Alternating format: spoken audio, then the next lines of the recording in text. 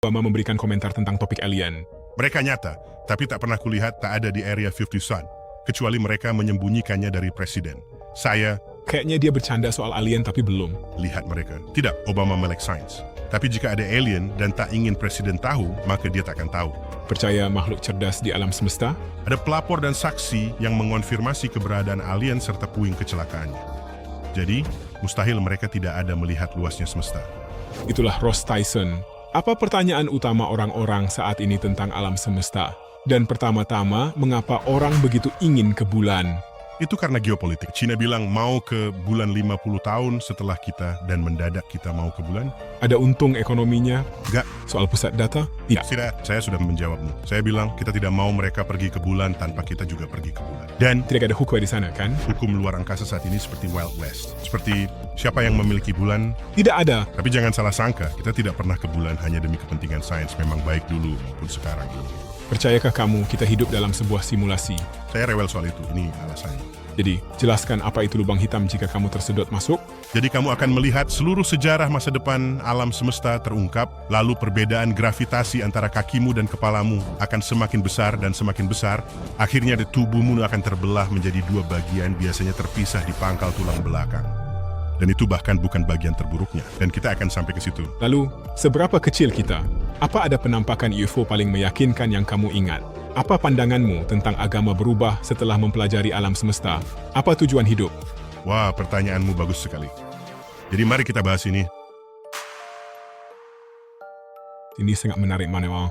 Laporan timku menunjukkan banyak dari kalian belum berlangganan atau tiba-tiba berhenti berlangganan sendiri. Jadi, aku mohon bantuan kalian. Tolong cek sekarang juga apakah kalian sudah subscribe jika kalian menyukai konten yang kami buat di sini. Kami sedang mendekati target jumlah pelanggan di acara ini. Jadi, hal simple dan gratis yang bisa kalian lakukan untuk membantu tim kami agar acara ini tetap gratis dan terus berkembang setiap tahun dan minggu, cukup tekan tombol subscribe dan pastikan sudah menekannya. Itu saja yang pernah saya minta dari kalian. Setuju? Kalau dilakukan, ku beritahu rencanaku. Ku pastikan setiap minggu dan bulan, kami terus berjuang keras menghadirkan tamu dan percakapan yang ingin kalian dengar. Saya tepati janji itu sejak awal Diary of a CEO dan takkan mengecewakan kalian. Tolong bantu kami, sangat saya hargai. Mari kita mulai. Neil deGrasse Tyson, orang-orang datang kepadamu untuk mencoba memahami alam semesta. Ya. Apa pertanyaan paling mendesak yang orang-orang tanyakan kepadamu saat ini tentang alam semesta? Apakah kita sendirian di alam semesta? Ini dipengaruhi oleh budaya pop. Saya akan memberikan sebuah contoh. Saat film Ghost rilis, survei menunjukkan lebih banyak orang percaya hantu setelah menontonnya dibanding sebelumnya. Jadi budaya pop memiliki pengaruh yang sangat besar terhadap pikiran, perasaan, dan sikap kita. Dan apa yang kita yakini, apakah itu benar atau tidak? Jadi ketika kamu bertanya, apa pertanyaan paling mendesak? Apa kita sendirian di alam semesta atau pernah dikunjungi? Dan bagaimana semuanya akan berakhir? Itu juga salah satu pertanyaannya. Biasanya Tuhan juga muncul dalam pertanyaan itu. Apakah ada Tuhan? Ada anggapan, menurut saya itu anggapan yang naif, tapi tetap menarik bahwa orang-orang yang mempelajari alam semesta mungkin akan menemukan Tuhan. Karena kita diberitahu dalam karya seni kita, para dewa tinggal di langit. Jadi orang-orang kemudian mempelajari langit. Waktu astronot Apollo kembali, orang bertanya, apa melihat Tuhan atau surga? Apa dasar keingintahuan akan semesta? Topik-topik ini? Spekulasi terbaik saya, dan ini benar-benar spekulasi liar dan ego saya tidak bergantung pada apakah ini benar atau tidak. Tapi menarik bagi saya untuk memikirkan fakta bahwa kita benar-benar nyaman tidur telentang. Tanyakan pada dirimu sendiri, berapa banyak hewan lain yang melakukan itu? Apakah seekor kumbang berkata, aku akan membalikkan badan dan tidur telentang? Apakah laba-laba tidur telentang begitu saja? Coba pikirkan, itu posisi yang sangat rentan. Kamu sedang tidur, dan perutmu terbuka, bukan? Kita biasanya tidur di malam hari. Jika kamu berada di luar ruangan, tidur telentang di malam hari, lalu terbangun, apa hal pertama yang kamu lihat? Alam semesta, langit. Kamu seakan melihat, kamu tahu, komet dan meteor dan bulan serta bintang-bintang yang lebih terang, yang akhirnya kita sebut planet. Dari malam ke malam, tunggu sebentar, bulan punya satu bentuk, dan sekarang bentuknya berbeda, dan berada di bagian langit yang berbeda, dan cahaya-cahaya ini bergerak. Dan bagaimana mungkin kita tidak penasaran? Ketika di tengah malam kamu terbangun dan alam semesta menampakkan dirinya padamu. Jadi saya rasa ingin tahu tentang langit malam itu. Memang sudah ada dalam DNA kita. Saya bukan orang yang membuat orang lain tertarik pada alam semesta. Faktanya, saat saya masih kecil, pertemuan pertama saya dengan langit malam adalah di planetarium, Hayden Planetarium di New York City. Saya berkata, wow, saya ingin mempelajari alam semesta. Tapi alam semesta itu sangat menarik. Semua orang pasti ingin mempelajari alam semesta. Tidak akan ada tempat untuk saya. Dan seiring saya bertambah dewasa, saya menyadari ada hal-hal lain yang juga diminati orang. Tidak semua orang ingin mempelajari alam semesta secara profesional. Namun, apapun profesi yang kamu pilih, itu tidak akan mengubah satu hal. Fakta bahwa di suatu titik dalam dirimu, kamu akan bertanya, apa arti semua itu di tengah alam semesta? Saya pikir Anda akan bilang, saat membahas tidur telentang, kita sudah sangat nyaman jadi predator puncak. Kita bisa tidur telentang, dan sebenarnya kita tertarik pada alien karena itu satu-satunya ancaman bagi posisi kita sebagai predator puncak yang tidur telentang. Oh, ya. Saya tidak tahu apakah orang-orang kuno membayangkan adanya alien. Hanya langit malam itu sendiri. Baiklah, mari kita tidak gunakan istilah alien. Mari kita gunakan istilah dewa saja. Di mana kebanyakan dewa orang-orang berada. Mereka ada di langit. Ya. Bahkan di Yunani kuno, Gunung Olympus. Bukan di langit, tapi mereka berada di tempat-tempat tinggi.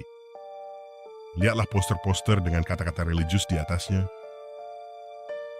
Biasanya ada sinar matahari yang menembus awan dan pemandangan yang indah. Kamu sedang melihat ke langit. Dan omong-omong, seperti apa gambaran kita tentang dewa? Banyak di antaranya bisa saja dianggap sebagai alien. Seperti para Gorgon misalnya. Lihatlah Medusa. Medusa dengan rambut ular. Itu sama asingnya dengan apapun yang bisa kamu bayangkan. Apalagi gambaran Yesus, dia melayang. Dia memancarkan sinar dari tubuhnya. Kalau dia tidak melayang, dia berjalan di atas air. Ini adalah hal-hal yang melampaui apapun yang ada di bumi. Jadi sekarang orang-orang membayangkan alien dengan semua kekuatan dan keanehan yang sama. Jadi saya tidak tahu apakah alien itu sesuatu yang secara spesifik ada dalam DNA kita untuk dipikirkan, tapi membayangkan hal-hal di luar diri kita memang ada. Jadi saya akan mengelompokkan mereka bersama dalam hal itu. Salah satu hal yang membuat saya penasaran tentang alien, makna, tujuan, dewa, dan semua ini adalah saat menonton Cosmos, serial Anda tentang semesta. Khususnya, itu adalah Carl Sagan pertama kali. saya Cek keduanya, seriku. lihat keduanya. Sebuah serial yang saya pandu. Ya, oke. Keduanya berdampak sama bagi saya. Ya. Mereka membuat saya merasa tidak berarti dalam skema besar kosmos. Saya rasa ketika Anda menyadari betapa tidak berartinya kita, atau seharusnya saya katakan, betapa kecilnya kita, dalam skema besar bahkan galaksi Bima Sakti yang ada di atas meja di depan kita ini, perbedaan ukuran antara saya dan dunia saya dibandingkan dengan semua ini adalah sebuah misteri. Dan saya hampir merasa terpanggil untuk mengisinya dengan sesuatu. Apakah ini hukum Parkinson di mana Anda mengisi ruang yang tersedia? Hal yang sama juga berlaku untuk alam semesta.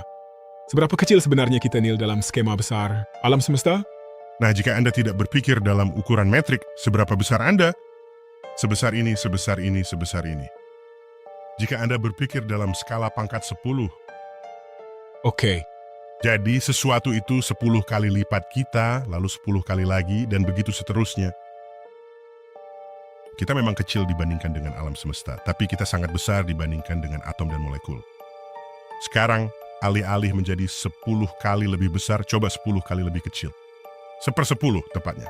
Apa yang ukurannya 1/10 dari kita? Nah, ukurannya segini. 1/10 ukurannya segitu. 1/10 dari itu. Jika kamu terus mengecil, kamu akan memasuki ranah molekul lalu atom, dan kemudian partikel. Jadi, ada hal-hal yang jauh lebih kecil dari kita. Sebenarnya, saya membahas sebagian dari itu dalam saya baru-baru ini menulis buku tentang alien, judulnya Take Me to Your Leader. Ada banyak hal di sana tentang mengubah perspektifmu tentang seperti apa bentuk kehidupan yang mungkin ada di luar sana. Jadi kamu bisa bertanya, apakah bentuk kehidupan itu sebesar galaksi? Atau apakah bentuk kehidupan itu sebesar atom? Apakah kita hanya bias karena apa yang bisa ditangkap oleh indera kita dari ukuran dan skala kita sendiri? Dan itu adalah fakta yang menarik. Jadi kamu tahu siapa yang akan merasa kecil jika kamu adalah bentuk kehidupan seukuran molekul, kan? Di situ kamu merasa sangat kecil. Tak banyak yang lebih kecil darimu jika kamu makhluk berukuran molekuler. Saat ini kita belum tahu cara membuat itu. Karena kehidupan, menurut definisi kita sendiri, memiliki metabolisme. Ada hal-hal yang terjadi jika kamu bertanya pada ahli biologi apa itu kehidupan. Mereka akan memberimu daftar kriteria yang sulit, bahkan mungkin mustahil, untuk dipenuhi oleh kehidupan, yang sangat kecil ukurannya. Dan mereka masih memperdebatkan apakah virus itu hidup atau tidak, kan berdasarkan beberapa kriteria. Namun, ada yang berspekulasi bahwa kehidupan bisa saja berukuran sebesar nukleon. Jadi nukleon itu sebesar partikel-partikel di inti atom. Semua terjadi sangat cepat di skala itu. Mereka mungkin bertanya-tanya, kok kita bisa hidup begitu lambat? Membalikan ekspektasimu adalah latihan yang sudah lama dilakukan untuk membuatmu tetap jujur, menjaga egomu tetap terkendali. Kamu juga bisa membaliknya, kan? Seluruh alam semesta ini bisa saja hanyalah sesuatu di dalam mikrobioma usus makhluk hidup lain. Ya, oke. Jadi itu sempat dibahas secara singkat di ingat adegan di film Men in Black. Oke. Hal penting yang bisa saya katakan di sini adalah bahwa hukum fisika itu berlaku secara berbeda pada skala yang berbeda pula. Jadi, kamu sebenarnya tidak bisa begitu saja memperbesar segala sesuatunya. Itulah alasan utama mengapa tidak ada serangga yang bisa sebesar manusia. Kaki mereka akan patah karena menahan berat badannya sendiri. Itulah mengapa hewan-hewan besar memiliki kaki yang tebal dan kokoh. Itulah sebabnya, jika kamu jatuh dari atap, kamu mati, tapi seekor semut bisa saja mendarat dan terus berjalan. Oke. Gaya-gaya berinteraksi dengan cara yang sama tergantung pada skala kamu. Salah satu adegan favorit saya di film A Bug's Life, yang saya rasa itu film Pixar. Pixar, mereka pasti punya satu ruangan penuh ilmuwan yang bekerja untuk mereka. Ada seekor nyamuk di sebuah bar, nyamuk itu memesan minuman. Jadi minuman apa yang dia pesan? Mojito? Saya tidak tahu. Bloody Mary. Tentu saja, itu berdarah. Oke. Seberapa besar seekor nyamuk? Apakah sebesar ini? Dan ini sebuah bar. Ini seperti bar untuk serangga. Jadi bartender membawakan Bloody Mary dan hanya meletakkan gumpalan cairan di depannya. Bukan di dalam gelas, bukan di dalam kendi. Cuma begitu saja, di situ. Karena tegangan permukaan adalah sesuatu yang muncul dengan cara-cara yang... Serangga sangat peduli akan hal ini. Sedangkan kita tidak, kecuali saat kamu sedang memoles mobilmu, lalu air mengenai permukaannya dan membentuk butiran. Oke? Tegangan permukaan adalah sifat dari cairan di mana permukaan luarnya, molekul-molekulnya berkumpul sedikit lebih rapat. Karena mereka tidak memiliki gaya dari atas yang menarik mereka ke dalam larutan, yaitu cairan itu sendiri. Jadi transisi dari cairan itu sendiri ke udara menciptakan semacam lapisan tipis, oke? Dan itu menahan cairan tetap di tempatnya. Kecuali jika cairannya terlalu banyak, maka gravitasi menjadi lebih kuat daripada tegangan permukaan, dan cairannya akan tumpah keluar. Benar, tapi pada volume tertentu, tegangan permukaan lebih besar dari gravitasi.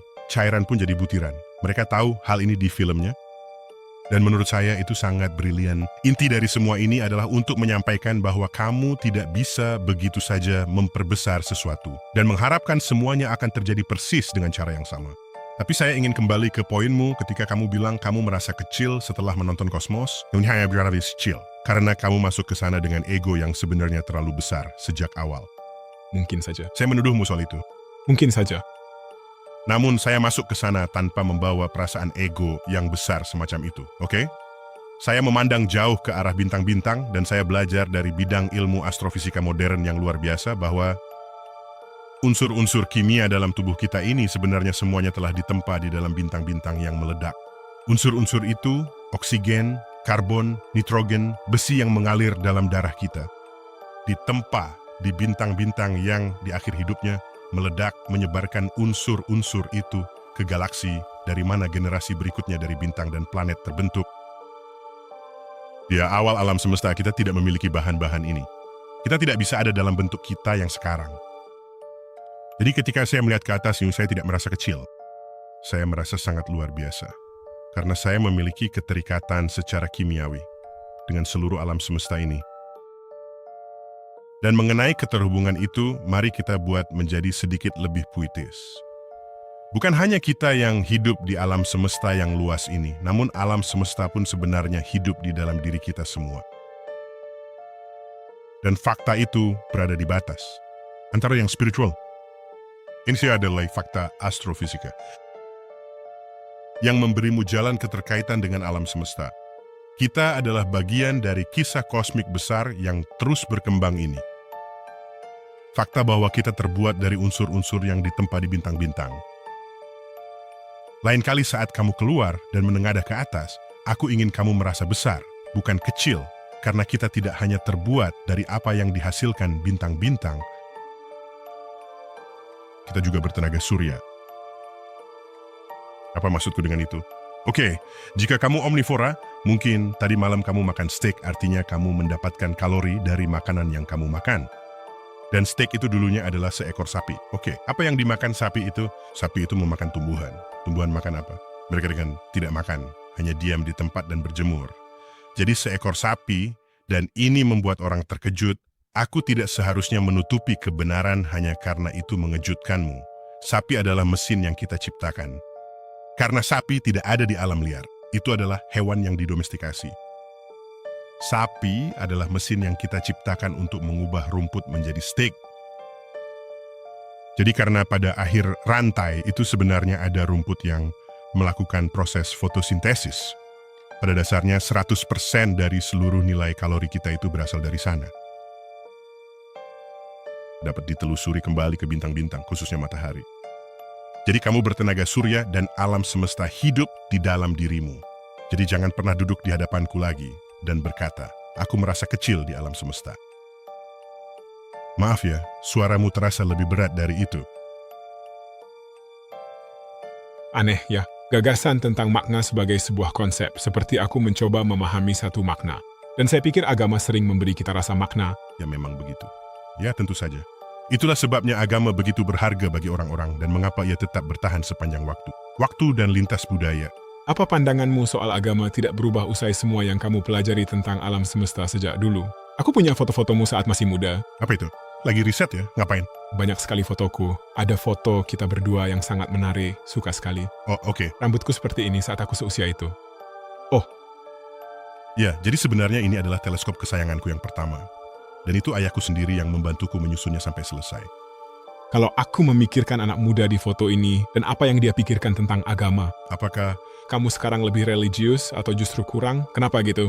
Jadi kau tahu, saat aku berumur 8 tahun, tidak ada yang masuk akal dari apa yang orang-orang ceritakan padaku tentang agama. Yang tidak aku ketahui adalah bahwa sistem kepercayaan memang tidak harus masuk akal. Itulah kenapa mereka disebut sistem kepercayaan. Kalau semuanya benar-benar masuk akal, itu pasti sudah menjadi kebenaran objektif. Kalau itu adalah sistem kepercayaan, maka itu di luar analisis kritis. Itu hanyalah sebuah sistem kepercayaan, oke? Nah, jadi ketika saya bilang di luar analisis kritis, maksud saya adalah jika ada sesuatu dalam sistem kepercayaanmu yang bisa diuji, kita bisa mengujinya. Dan jika hasil pengujian menunjukkan bahwa apa yang kamu yakini itu salah, apakah kamu akan berhenti mempercayainya? Umumnya tidak, karena itu adalah sistem kepercayaan. Oke. Kebanyakan orang pada akhirnya ingin terlibat denganmu. Dengan semacam percakapan spiritual atau religius, saya menemukan terutama mengingat akses saya ke alam semesta. Dan di masa-masa awal jawabannya mudah, rasanya seperti ini agama kamu tahu, silakan saja saya sedang melakukan sains di sini. Lalu saya berpikir, saya berutang kepada orang-orang yang religius untuk memberikan keterlibatan yang lebih berpengetahuan dan bernuansa karena kekuatan dan pengaruh yang telah dijalankan agama terhadap sejarah dunia. Ini bukan hanya soal budaya tapi juga politik, ekonomi. Jadi saya mulai membaca traktat-traktat keagamaan. Dan sekarang ketika saya terlibat dalam percakapan, saya benar-benar berdiskusi penuh dengan orang-orang. Berbicara mengenai keyakinan mereka, terlepas dari apapun bentuk persinggungannya jika memang ada, dengan realitas alam semesta yang bersifat objektif, serta apa yang sebenarnya dilakukan keyakinan itu bagi orang yang memegangnya. Selain itu, ada banyak sekali tempat di internet yang mengklaim saya sebagai seorang ateis. Namun pada kenyataannya rasanya saya tidak pernah benar-benar mengakui gelar tersebut. Kamu bukan seorang ateis. Satu-satunya yang saya anut adalah ilmuwan. Oke, mari kita mulai dari situ. Sekarang, gelar itu malas. Saya akan jelaskan alasannya. Bijak kalau memberikan sejuar pada seseorang, itu membuatmu merasa tidak perlu lagi berpikir tentang siapa dan apa orang itu terkait topik tersebut. Dan menurut pengalaman saya, itu tidak pernah berakhir dengan baik.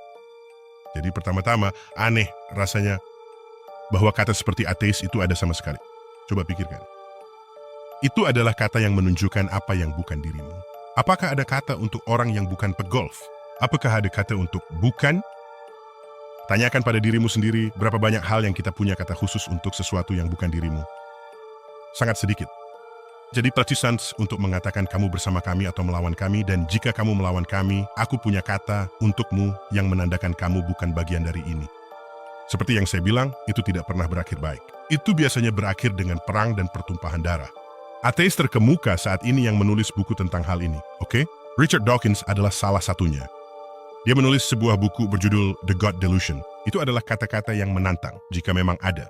Mereka adalah orang-orang yang menolak Tuhan, menolak pengaruhnya terhadap politik, masyarakat, dan kehidupan, dan sama sekali ingin melihat dunia tanpa itu. Saya bukan orang seperti itu. Saya memiliki perilaku yang akan ditolak oleh pemikir ateis modern manapun. Jadi saya ini apa? Kita pilih kata berikutnya, yaitu agnostik. Oke. Oke, jadi mari kita pilih kata berikutnya yang juga terasa pas, yaitu agnostik. Saya adalah seorang agnostik. Tentu, saya kurang tahu. Apa pandangan Anda tentang asal-usul semua ini? Asalnya, itu konsisten dengan pengamatan dan eksperimen. Big Bang. Big Bang.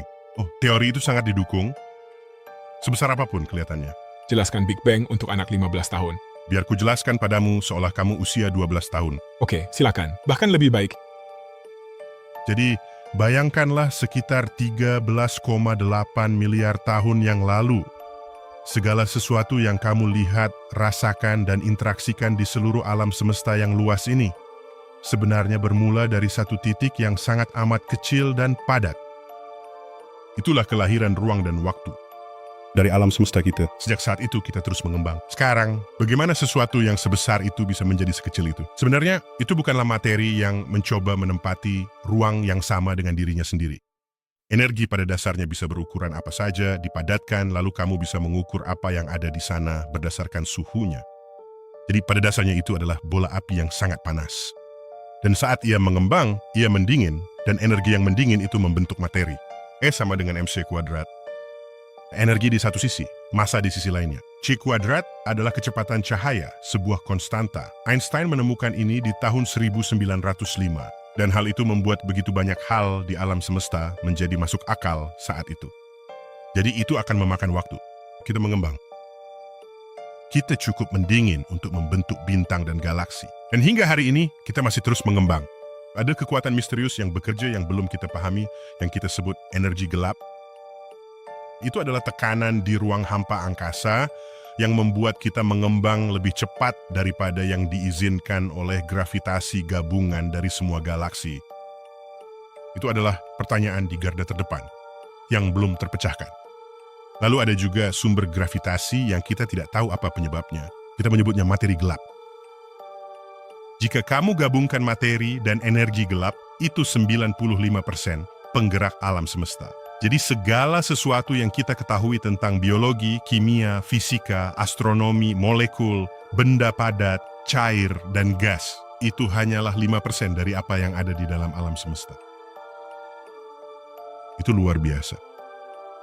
Dan sebenarnya inilah alasan mengapa ketika saya mulai, saya sempat berkata kepada Anda sekalian, kadang-kadang saya bertanya-tanya, apakah kita cukup pintar untuk memahami keseluruhan alam semesta yang luas ini? Apakah kita hanya akan memahami sebagian kecil darinya dan hidup bahagia selamanya di dalamnya? Nah, dalam skenario itu, Anda berhak penuh untuk bertanya, apa yang ada sebelum itu? Jadi, silakan tanyakan hal itu kepada saya. Apa yang sebelum Big Bang, kita sama sekali tidak tahu. Kita punya dugaan. Mungkin ada multisemesta yang muncul dari matematika masa kini yang berkaitan dengan fisika kuantum dan relativitas Einstein. Yang keluar dari persamaan-persamaan itu adalah multisemesta. Apa itu multisemesta? Singkatnya, ini medium yang terus menciptakan berbagai semesta. Kita hanyalah salah satunya. Apa yang menyebabkan adanya multisemesta? Kita tidak tahu. Pada akhirnya, ini adalah sebuah perbatasan. Tidak ada yang salah dengan mengajukan pertanyaan di batas pengetahuan kita. Ada orang-orang yang harus punya jawaban. Mereka bukan ilmuwan yang baik. Dorongan untuk memiliki jawaban bisa dipengaruhi oleh bias mereka, oleh budaya mereka, oleh... Coba lihat saja ke seluruh dunia, kisah-kisah asal-usulnya.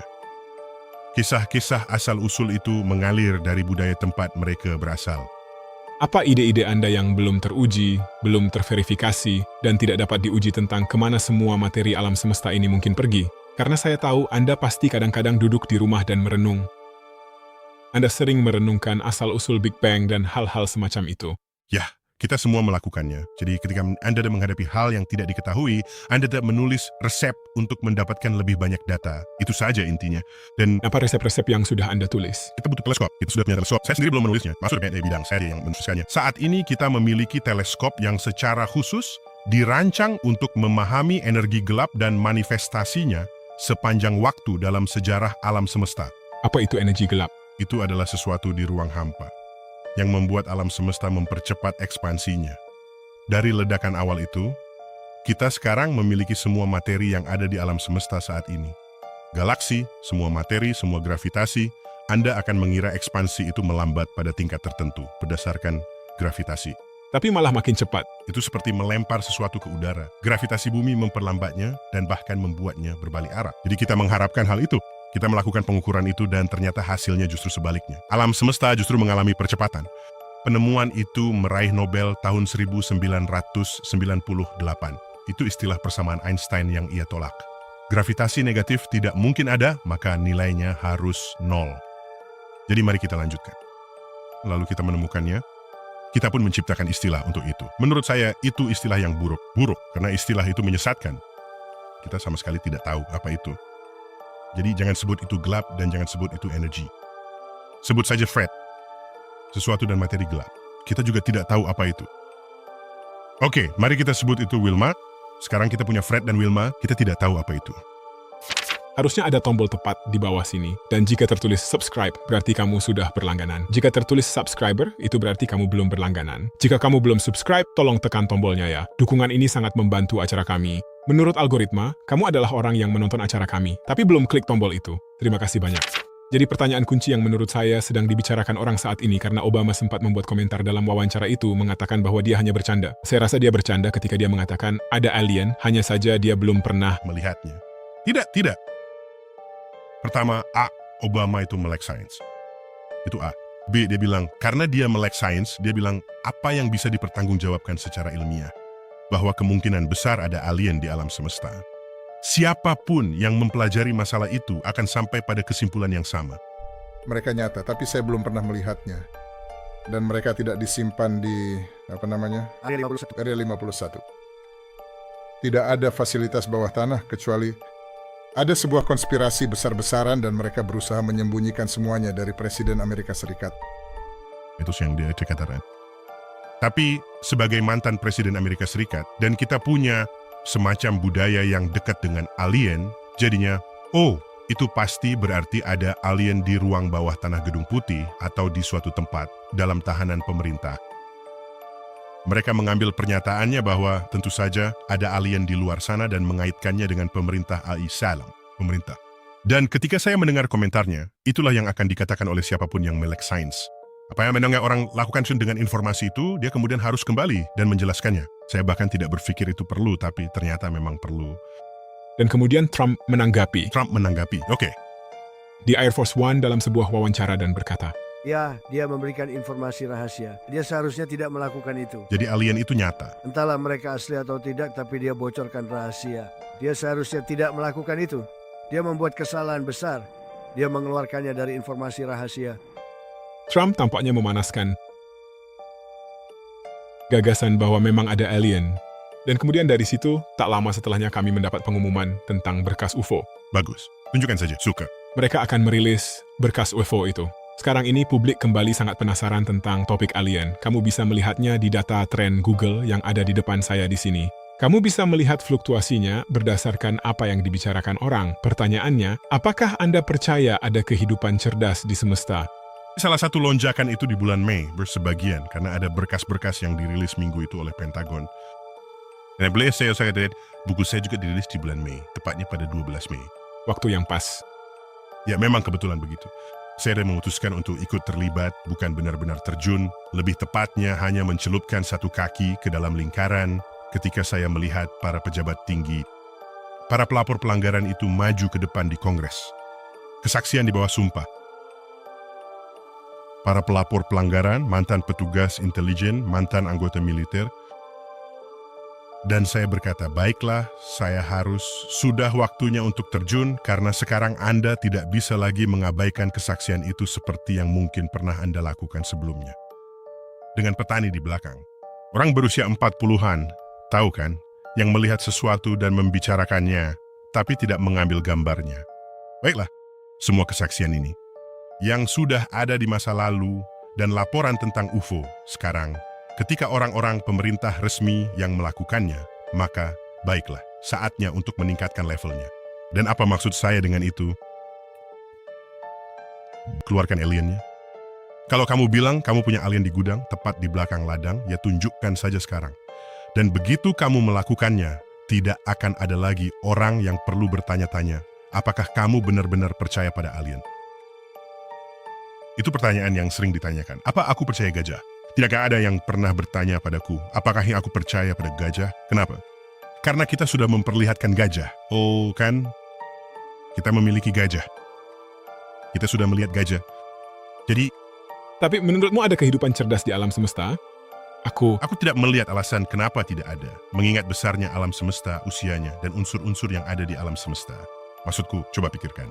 Di bumi awal, kehidupan sudah mulai dalam waktu 100 juta tahun. Secepat mungkin kehidupan bisa muncul. Itu terdengar seperti waktu yang lama dan memang begitu, tapi itu kecil jika dibandingkan dengan garis waktu bumi sendiri, dengan kehidupan di bumi. Itu hanya sekitar 5% dari garis waktu bumi. Hampir secepat mungkin, bahan-bahan dasar di bumi yang sama dengan bahan-bahan dasar di alam semesta berubah dari molekul organik menjadi kehidupan yang bisa mereplikasi diri sendiri. Apapun tantangan yang kita hadapi di laboratorium, bumi tampaknya tidak mengalami masalah untuk mewujudkannya. Dan lihatlah betapa cepatnya itu terjadi. Ya, memang akan membutuhkan waktu yang sangat lama, jauh lebih lama, untuk menghasilkan apa yang kita sebut kehidupan cerdas. Tapi mengingat berapa banyak planet yang kemungkinan ada di galaksi, katalog kita sekarang sudah mencatat 6.000 eksoplanet. Dan itu hanya di area yang sangat kecil. Itu hanya sebuah lingkaran kecil maksudnya jika matahari ada di sini. Buatlah lingkaran kecil di sekitarnya, di mana kita telah mencari eksoplanet dan kita sudah menemukan 6.000 hanya di area kecil itu. apa itu eksoplanet? Eksoplanet, planet yang mengorbit bintang lain, Oh, ada 6.000 di area kecil. kita sudah mencatat 6.000. Tahun 95, kamu lahir tahun berapa? 92. 92. Jadi kamu baru berusia 3 tahun ketika kita menemukan eksoplanet pertama kita? Serius? Ya, dan sekarang kita sudah mencapai lebih dari 6.000. Dulu beritanya tidak seheboh sekarang, bukan seperti hari ini. Tapi jika kehidupan bisa muncul di bumi secepat itu, tidak ada di antara kita yang mempelajari masalah ini yang punya alasan untuk meragukan bahwa itu tidak bisa terjadi di tempat lain. Seringkali di tempat lain di galaksi kita atau di triliunan galaksi lain di alam semesta. Ini hanya galaksi Bima Sakti. Ini adalah sebuah versi. Nih, jelasnya kamu bisa keluar dari Bima Sakti kita akan sangat mirip dengan ini. Ini satu galaksi kan? Satu galaksi yang berisi ratusan miliar bintang. Awan ini, kamu tidak bisa membedakan awan itu menjadi bintang-bintang individual. Galileo melakukannya. Dia penasaran soal Bima Sakti. Dia mengambil teleskopnya dan mengarahkannya ke sana. Dia melihat bintang-bintang individual. Dan berapa banyak galaksi yang ada di alam semesta? 100 miliar bintang per galaksi dan ada 100 miliar galaksi di alam semesta. Apakah jawabannya kita tidak tahu jumlahnya? Mari kita kuantifikasi apa artinya tidak tahu di alam semesta. Segala sesuatu memiliki rentang skala yang sangat besar, sehingga jika kamu meleset dengan faktor 2, yang terdengar signifikan dalam kehidupan sehari-hari. Namun jika segala sesuatu memiliki rentang hingga triliunan kali lipat, maka jika kamu bisa mendapatkan jawaban dalam faktor 2 saja, itu sudah sangat baik. Kamu sudah memiliki pemahaman dasar tentang struktur, ruang, dan waktu. Jadi galaksi kita memiliki beberapa ratus miliar bintang di dalamnya. Tidak, kita memang tidak punya hitungan pasti, tapi itu adalah perkiraan yang sangat baik. Karena kita tahu total massa galaksi, dan kita tahu berapa banyak massa yang dimiliki sebuah bintang. Kita juga tahu berapa banyak materi gelap yang ada. Jadi kita bisa menghitung kemungkinan jumlah bintang yang ada di galaksi. Planet? Sekarang berdasarkan data tentang planet yang telah kita peroleh, kita memiliki banyak sistem bintang dengan beberapa planet. dan itu hanya di lingkungan kita saja. Jadi jika itu mewakili keseluruhan, maka kamu tinggal mengalihkannya saja. Jadi jika kamu melihat di zona kecil itu di mana-mana dan hanya menaikkan angkanya, kamu akan mendapatkan jutaan planet, bahkan mungkin miliaran di seluruh galaksi. Begitulah cara kamu memperkirakannya. Jadi tidak mengetahui jawaban pastinya itu bukan berarti sama sekali tidak punya petunjuk. Dan bahkan mungkin ada ratusan miliar galaksi di angkasa. Ya, bukan hanya mungkin saja. Setidaknya memang sebanyak itu. Di alam semesta yang teramati, di Ada alam semesta yang sebenarnya melampaui cakrawala kita sama seperti kapal di laut. Kamu punya cakrawala. Apakah kamu berkata pada dirimu sendiri, oh itu ujung bumi atau itu ujung lautan? Tidak. Kamu terus berlayar dan semakin banyak lautan yang terlihat. apakah itu tak terbatas? Mungkin saja, kita tidak tahu. Kamu mengajukan semua pertanyaan yang bagus. Dan kamu benar-benar menuju ke batas dari apa yang belum kita ketahui. Apakah mungkin sesuatu itu tak terbatas? Saya gak bisa megentaran memberi syarat pada alam semesta bahwa itu tidak mungkin. Hanya karena konsep tak hingga sulit dipahami oleh otak manusia, bukan berarti alam semesta tidak bisa atau tidak seharusnya seperti itu. Kita pernah membuat asumsi tentang alam semesta hanya agar sesuai dengan filosofi kita sendiri yang ternyata benar-benar salah. Kopernikus, seorang yang religius, mengemukakan sebuah gagasan bahwa mungkin matahari adalah pusat dari alam semesta yang dikenal dan bukan bumi. Jadi kita beralih dari geosentris ke heliosentris. Baiklah. Nah, jika kamu melakukan itu, maka kita tidak lagi memiliki episikal. Baiklah. Lalu kita hanya punya orbit sederhana mengelilingi matahari. Nah, dia melakukan itu. Tahukah kamu, itu tidak cocok dengan pengamatan sebaik episikal. Jadi apakah kamu membuang seluruh gagasan itu? Kita baru tahu 50 tahun kemudian bahwa orbit itu bukanlah lingkaran sempurna. Ia menjadikannya lingkaran sempurna karena inilah alam semesta ciptaan Tuhan. Tuhan itu sempurna, lingkaran adalah bentuk sempurna. Jelas segala gerak di alam semesta pasti mengikuti lingkaran sempurna. Itu asumsi pada alam semesta yang berasal dari kecenderungan filosofis kita. Dalam hal ini kecenderungan filosofis yang bersifat religius. Jadi berdasarkan latihan ini, latihan yang gagal dalam sejarah sains, dan ada banyak contoh lain yang bisa diberikan, saya tidak akan mengatakan bahwa alam semesta tidak bisa tak terbatas.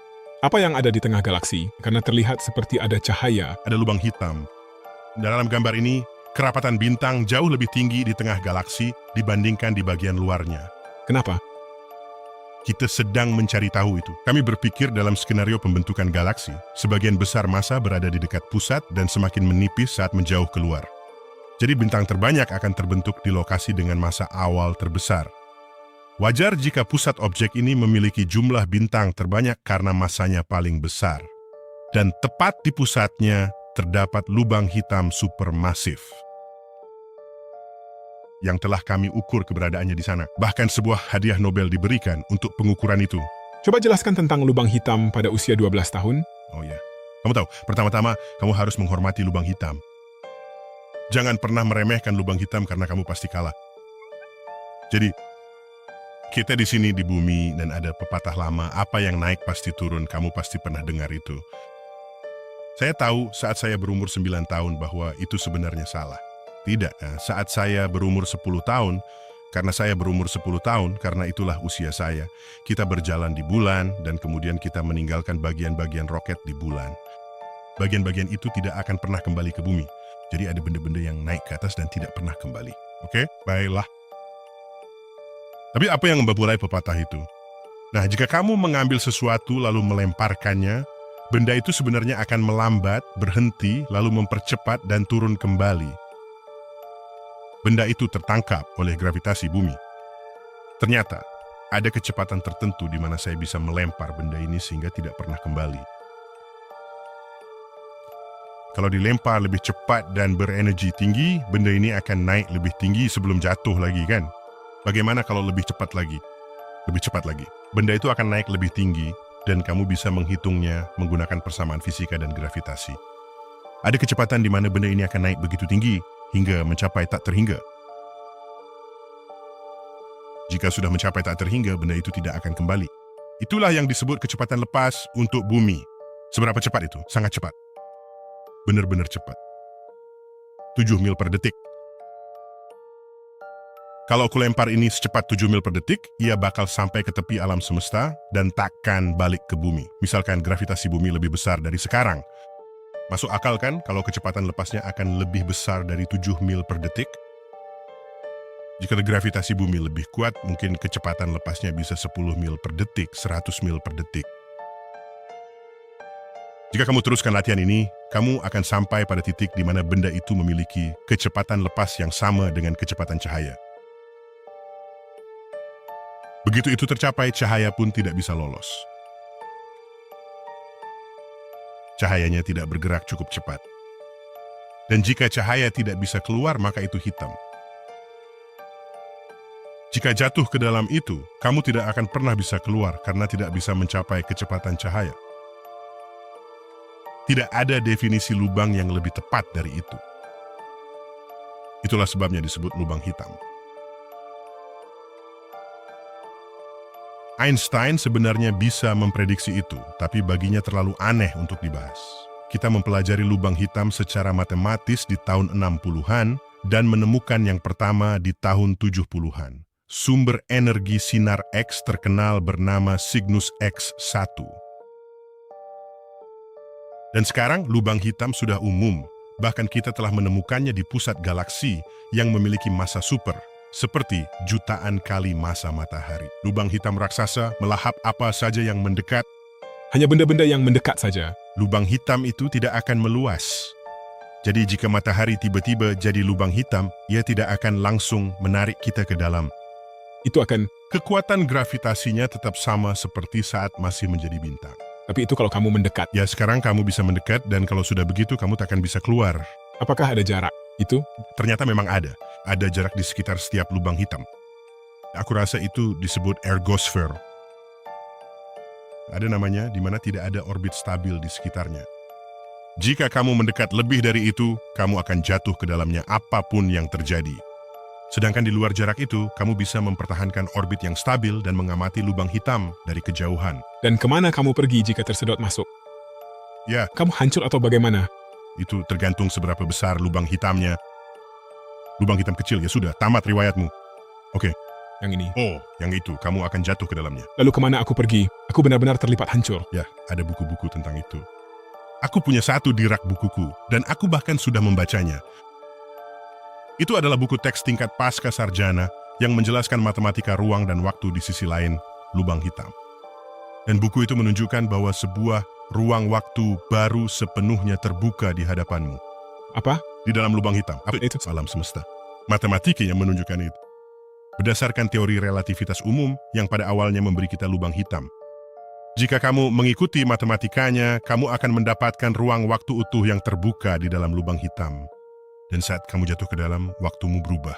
Jadi waktu berjalan lebih lambat bagimu, relatif terhadap alam semesta. Ini disebut dilatasi waktu. Jadi saat kamu melihat keluar ke alam semesta akan berkembang semakin cepat, dan kamu akan melihat seluruh sejarah masa depan alam semesta terungkap saat kamu turun ke dalam lubang hitam.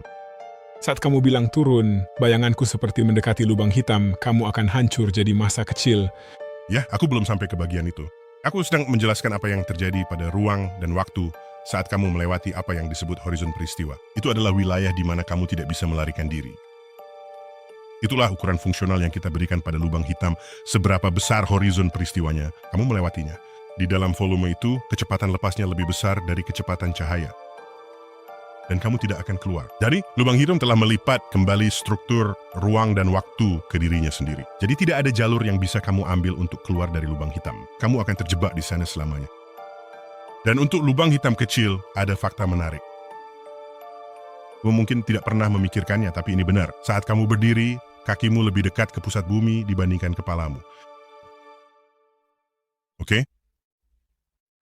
Kamu bisa menghitung berapa besar gaya gravitasi bumi di kakimu. Dan gaya gravitasi bumi di kepalamu, dan kamu akan mendapatkan dua angka yang berbeda. Angkanya sangat dekat satu sama lain, jadi kita tidak memikirkannya. Itu tidak berpengaruh bagi kita. Tapi saat kamu turun ke dalam lubang hitam, perbedaan gravitasi antara kakimu dan kepalamu menjadi semakin besar dan semakin besar. Itu disebut gaya pasang surut dan akhirnya akan meregangkan tubuhmu dari kepala hingga kaki. Awalnya, mungkin rasanya enak, kan? Kamu seperti sedang meregangkan badan. Lalu kamu sadar, ya ampun, ini tidak berhenti dan semakin kuat. Akhirnya, tubuhmu akan terbelah menjadi dua bagian. Kemungkinan terpisah di pangkal tulang punggungmu. Jika kamu melihat pada integritas struktur fisiologi manusia, kamu akan terus jatuh. Sekarang gaya pasang surut yang sama akan bekerja pada bagian tubuh atas dan bawahmu. Bagian-bagian itu akan meregang dan kemudian terbelah menjadi dua bagian. Jadi bayangkan, prosesnya mulai dari 1 menjadi 2, lalu 4, 8, 16, dan kamu akan terus terbelah menjadi bagian-bagian kecil hingga ke pusat lubang hitam. Bagian terburuknya adalah, mungkin sama buruknya, kamu akan menempati volume ruang waktu yang akan semakin menyempit saat kamu turun menuju ke arah titik singularitas. Itulah titik pusat dari lubang hitam. Jadi, bukan hanya kamu benar-benar diregangkan dari kepala sampai kaki, kamu juga didorong melewati jalinan ruang seperti pasta gigi yang diperas dari dalam sebuah tabung. Semoga harimu menyenangkan. Ya, kamu tidak ingin mencoba semusim bereksaman kita menunjukkan bahwa itulah yang akan terjadi padamu. Apa sih yang ada di inti lubang hitam? Kamu bilang kamu... Kita tidak tahu. Jadi inilah masalahnya. Relativitas umum yang pertama kali memberi kita konsep lubang hitam. Menurut persamaannya, pusat lubang hitam memiliki densitas tak hingga dan ukurannya sangat kecil. Bagaimana bisa? Kita tidak tahu. Mungkin ada sesuatu yang mencegah hal itu terjadi. Tapi itulah batas dari teori relativitas umum Einstein. Hal yang sering saya bicarakan, baik dalam bisnis, konten, dan segala aspek kehidupan, adalah bahwa konsistensi memberikan hasil yang berlipat ganda.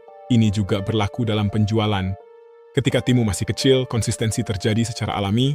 Tim tahu tiap deal, jadi tak ada yang luput. Namun saat berkembang, semua mulai berantakan. Deal terlewat, follow-up terhenti, prospek mendingin. Itu tak boleh terjadi. Saat ini terjadi, banyak pemimpin mengira masalahnya ada pada orang mereka. Padahal sebenarnya ini adalah masalah sistem. Bisnis yang saya lihat tumbuh baik secara komersial, pasti punya sistem yang tim mereka pakai setiap hari.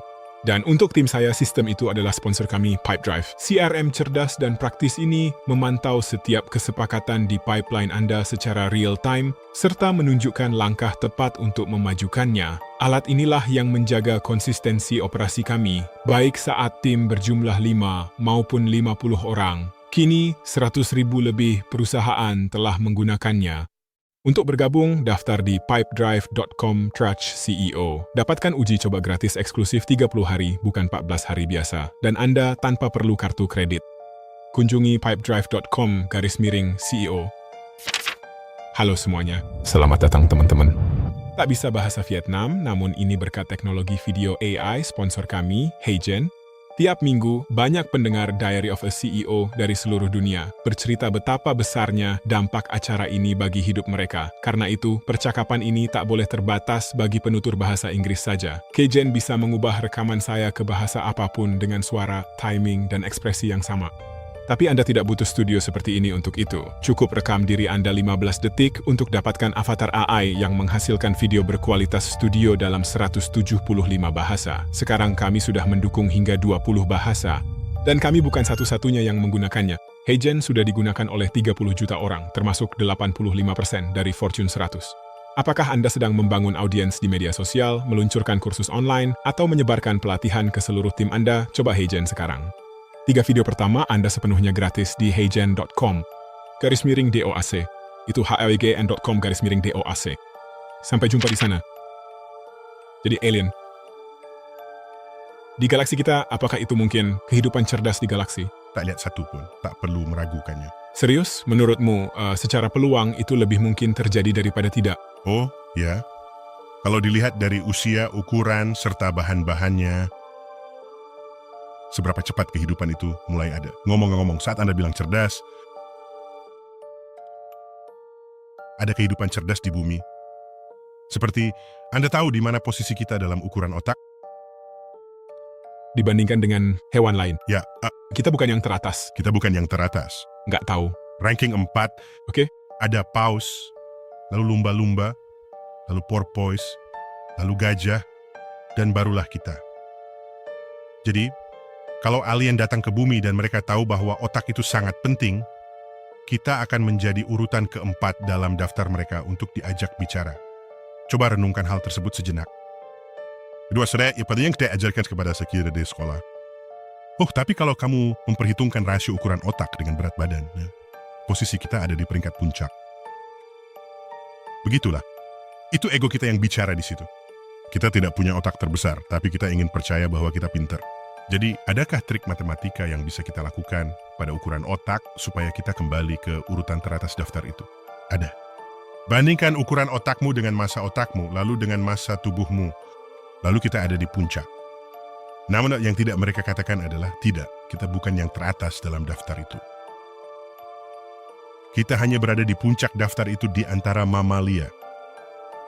Mereka berukuran sedang. Burung seperti burung murai dan burung beo, di mana rasio ukuran otak terhadap berat badan mereka lebih besar daripada manusia. Jadi lihatlah upaya yang kita lakukan hanya untuk membedakan diri kita dari semua hewan lain ini. Dan ini benar-benar latihan untuk memuaskan ego. Kamu ingin merasa dirimu istimewa di pohon kehidupan. Burung bisa terbang dan kita tidak bisa terbang. Kadal air bisa meregenerasi anggota tubuhnya, dan kita tidak bisa melakukan itu. Dan kita sangat ingin bisa melakukannya, terutama untuk para veteran militer, bukan? Dengan anggota tubuh yang hilang dan sebagainya. Kamu ingin bisa meregenerasi itu. Kita tidak bisa melakukan itu. Kadal air bisa melakukan itu. Krustasea bisa melakukan itu. Kita tidak bisa melakukan itu. Jadi, mungkinkah alien menganggap paus itu makhluk yang cerdas? Mungkin saja. Tapi kita menambahkan unsur-unsur lain ke dalamnya. Apakah kamu punya teknologi? Paus tidak membangun teleskop, tapi kita melakukannya. Paus tidak, kamu tahu, punya seni, tapi kita punya. Baiklah, jadi kita adalah sesuatu yang berbeda. Kita punya apa yang kita sebut peradaban. Jadi jika kamu ingin bertanya, apakah ada alien cerdas yang memiliki peradaban? Itu adalah lapisan lain dari pertanyaan, apakah ada kehidupan cerdas di alam semesta? Lalu kamu bisa bertanya, apakah ada kehidupan cerdas yang memiliki peradaban dan teknologi? Karena kekaisaran Romawi dan mereka tidak tahu apa-apa tentang listrik atau komputer atau AI atau apapun itu. Dan jika alien mengirimkan sinyal radio kepada mereka, mereka tidak akan mengirimkan sinyal radio balik. Jadi, definisi kecerdasan mungkin berupa kemampuan berkomunikasi melintasi ruang atau bikin pesawat antariksa untuk bergerak. Orang Romawi tak bikin pesawat itu. Jadi apa mereka dianggap makhluk cerdas jika itu spesies alien di galaksi? Tapi apakah masuk akal bahwa ada kehidupan cerdas di alam semesta ini yang belum memiliki kemampuan untuk mengunjungi bumi? Ya, tentu saja. Kenapa tidak? Tentu. Itu mungkin standar yang berlaku. Sejauh apa kita sudah pergi? Itu pertanyaan yang bagus. Pesawat luar angkasa tercepat yang pernah diluncurkan adalah misi New Horizons ke Pluto. Dan ada satu hal dalam penjelajahan luar angkasa. Ada aturan tidak tertulis. Bagaimanapun kamu merancang pesawat luar angkasa, pastikan pesawat itu sampai ke tujuan sebelum kamu tua dan meninggal. Jadi, pesawat luar angkasa yang pergi ke Pluto ini menggunakan roket paling kuat yang tersedia dan mereka membuat muatannya seringan mungkin agar bisa berakselerasi. Jadi, pesawat itu bisa sampai ke Pluto dengan cepat. Jika sebaliknya kamu mengarahkan pesawat itu ke bintang terdekat, yaitu sistem Alpha Centauri. Alih-alih pergi ke Pluto, dengan kecepatan itu, langsung ke bintang terdekat, akan memakan waktu 50.000 tahun untuk sampai ke sana. 50.000 tahun? Bintang terdekat, ke Bumi? ya, ke matahari, Berapa bintang yang kamu sebutkan? ya, jadi ratusan miliar. Terdekat pun perlu 50.000 tahun? 50.000 tahun. Hah? Karena luar angkasa kosong. Jadi mungkin ada alien cerdas di sana, tapi ya, perjalanan antariksa terlalu sulit, sehingga mereka belum mengunjungi kita. Ini adalah salah satu hipotesisnya. Karena jika alien ada di mana-mana, lalu di mana mereka? Menurutku mereka datang ke bumi dan melihat semua sampah kita yang mengorbit. Bumi itu penuh dengan puing-puing luar angkasa. Dan mereka bilang, aku tidak mau datang. Aku tidak mau mempertaruhkan nyawaku. Mereka hanya melewati kita, mencari planet lain. Pernah terpikir tentang puing luar angkasa, karena tiap negara seolah... Nyatanya lebih buruk dari dugaanmu. Tapi yang ingin aku katakan adalah sekarang setiap negara tampaknya berlomba-lomba untuk melempar puluhan ribu potongan satelit logam ke orbit kita. Apakah itu masalah? Ya. Tidak ada hubungan. Enggak, kamu harus bertanya, untuk siapa ini menjadi masalah? Apakah ini masalah? Ya. Untuk siapa ini menjadi masalah? Bukan untuk orang-orang yang menginginkan internet berkecepatan tinggi di tengah lautan, atau di kutub utara, atau di tengah gurun. Karena satelit-satelit ini, satelit SpaceX, Starlink, menyediakan itu di tempat-tempat terpencil di dunia.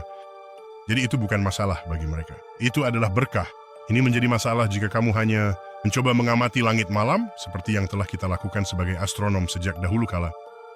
Dan saya mencoba mengambil gambar langit malam, lalu saya melihat satelit-satelit melintas bolak-balik. Ini menjadi gangguan visual dalam data saya. Dan jika saya mencoba melacak asteroid yang mungkin menuju ke arah kita, dan ada ribuan jejak cahaya lain di gambar saya, ada kemungkinan saya bisa melewatkan asteroid itu. Selain itu, jika ada objek yang menarik dan sebuah satelit melintas tepat di depannya, itu akan mencemari data yang saya cari.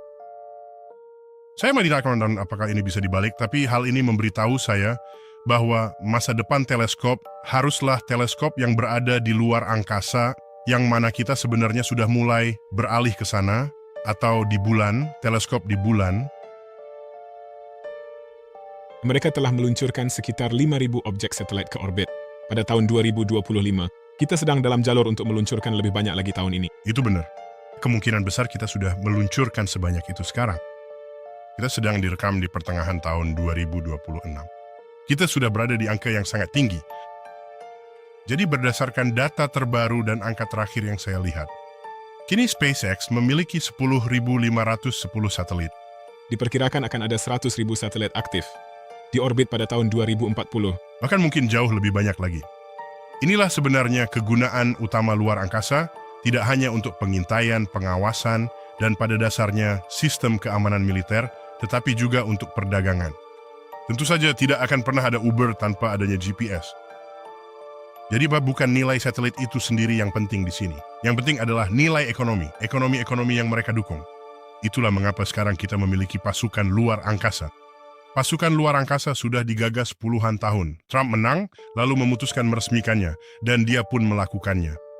Sekarang ada angkatan antariksa. Banyak yang tanya apa mirip Star Wars.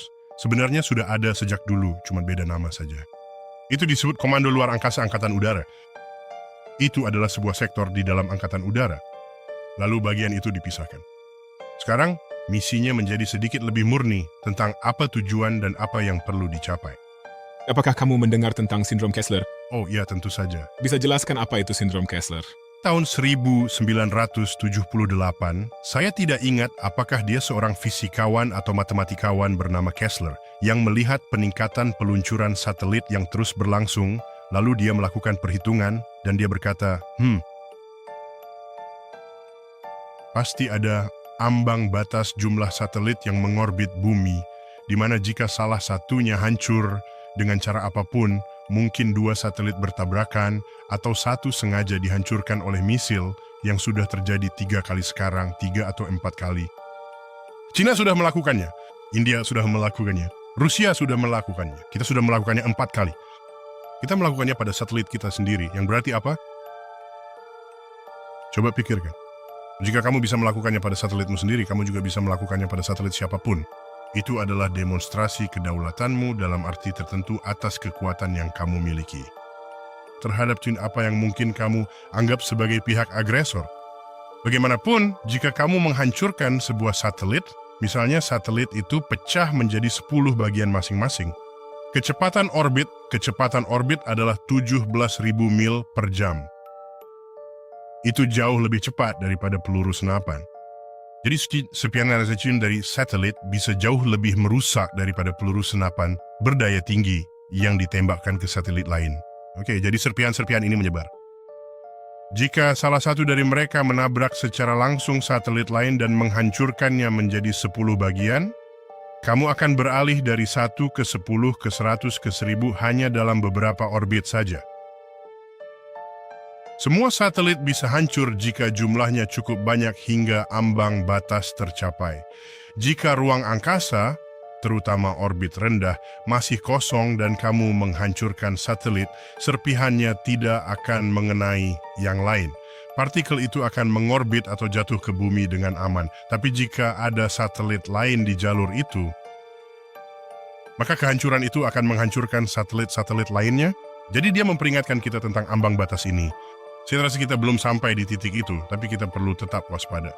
Dan film Gravity menggambarkan persis skenario seperti itu. Objek-objek di orbit melaju dengan kecepatan 17.500 mil per jam, Benar, dan pada itu setara 5 mil per detik. kecepatan itu bahkan serpihan cat pun memiliki daya hancur seperti peluru, Bak peluru senapan. atau seperti granat yang meledak, Benar. Benar. serpihan cat. Ya. Ya. Masuk akal, Jenau. Jadi jika ada satu tabrakan yang banyak di atas sana, itu seperti serpihan peluru. Itu benar sekali. Ya, serpihan peluru adalah analogi terbaik untuk itu. Karena serpihan tersebut akan keluar dan merusak benda-benda lain di luar target yang sebenarnya. Dan tidak ada hukum di atas sana, kan? Mereka sedang mencoba, kamu tahu, hukum luar angkasa saat ini seperti Wild West. Lupakan orbit. Itu sepertinya kamu pergi ke bulan. Siapa yang memiliki bulan? Siapa yang memiliki sebidang tanah di Mars? Tidak ada. Ya, mereka sedang mencoba mencari tahu itu. Hah? Saya pergi ke sebuah asteroid dan saya ingin menambangnya untuk mineralnya. Siapa yang memiliki mineral itu? Mereka menyelidiki siapa pemilik bulan. Ya, siapapun yang memiliki segala sesuatu di luar angkasa. Siapa cepat dia dapat. Ya. Itulah maksud saya dengan istilah Wild West. Kini ada perlombaan ke bulan. Banyak perusahaan tertarik dan program Artemis pun sedang berjalan. Amerika Serikat. Sepertinya menarik. Kenapa semua ingin pergi ke bulan? Dan apakah ada nilai dalam motivasi mereka? Sebenarnya Bara, kita bisa saja tetap di bulan pada tahun 72, 80, atau 90, tapi sayangnya kita tidak melakukannya sama sekali. Tahun 2000 tidak, tahun 2010 juga tidak. Oh, apa yang terjadi di tahun 2010-an? Oh, saya tahu apa yang terjadi. Kita mengetahui bahwa Tiongkok ingin menempatkan astronot di bulan. Taikonauts, begitu mereka menyebutnya. Lalu kita berkata, hey, bukankah akan bagus jika kita kembali ke bulan? Itu ide yang menarik, ayo kita lakukan itu. Itu terjadi di masa pemerintahan Trump yang pertama. Jadi misi Artemis pun lahir. Artemis. Apakah kamu ingat siapa Artemis dalam mitologi Yunani? Artemis adalah saudara kembar Apollo. Itu bagus. Dia akan menamai sebuah program, itu bagus. Saudara kembar Apollo. Jadi kita bilang, kita akan kembali ke bulan. Menurut saya tentang situasi itu, adalah bahwa Tiongkok membuat kita merasa terdesak.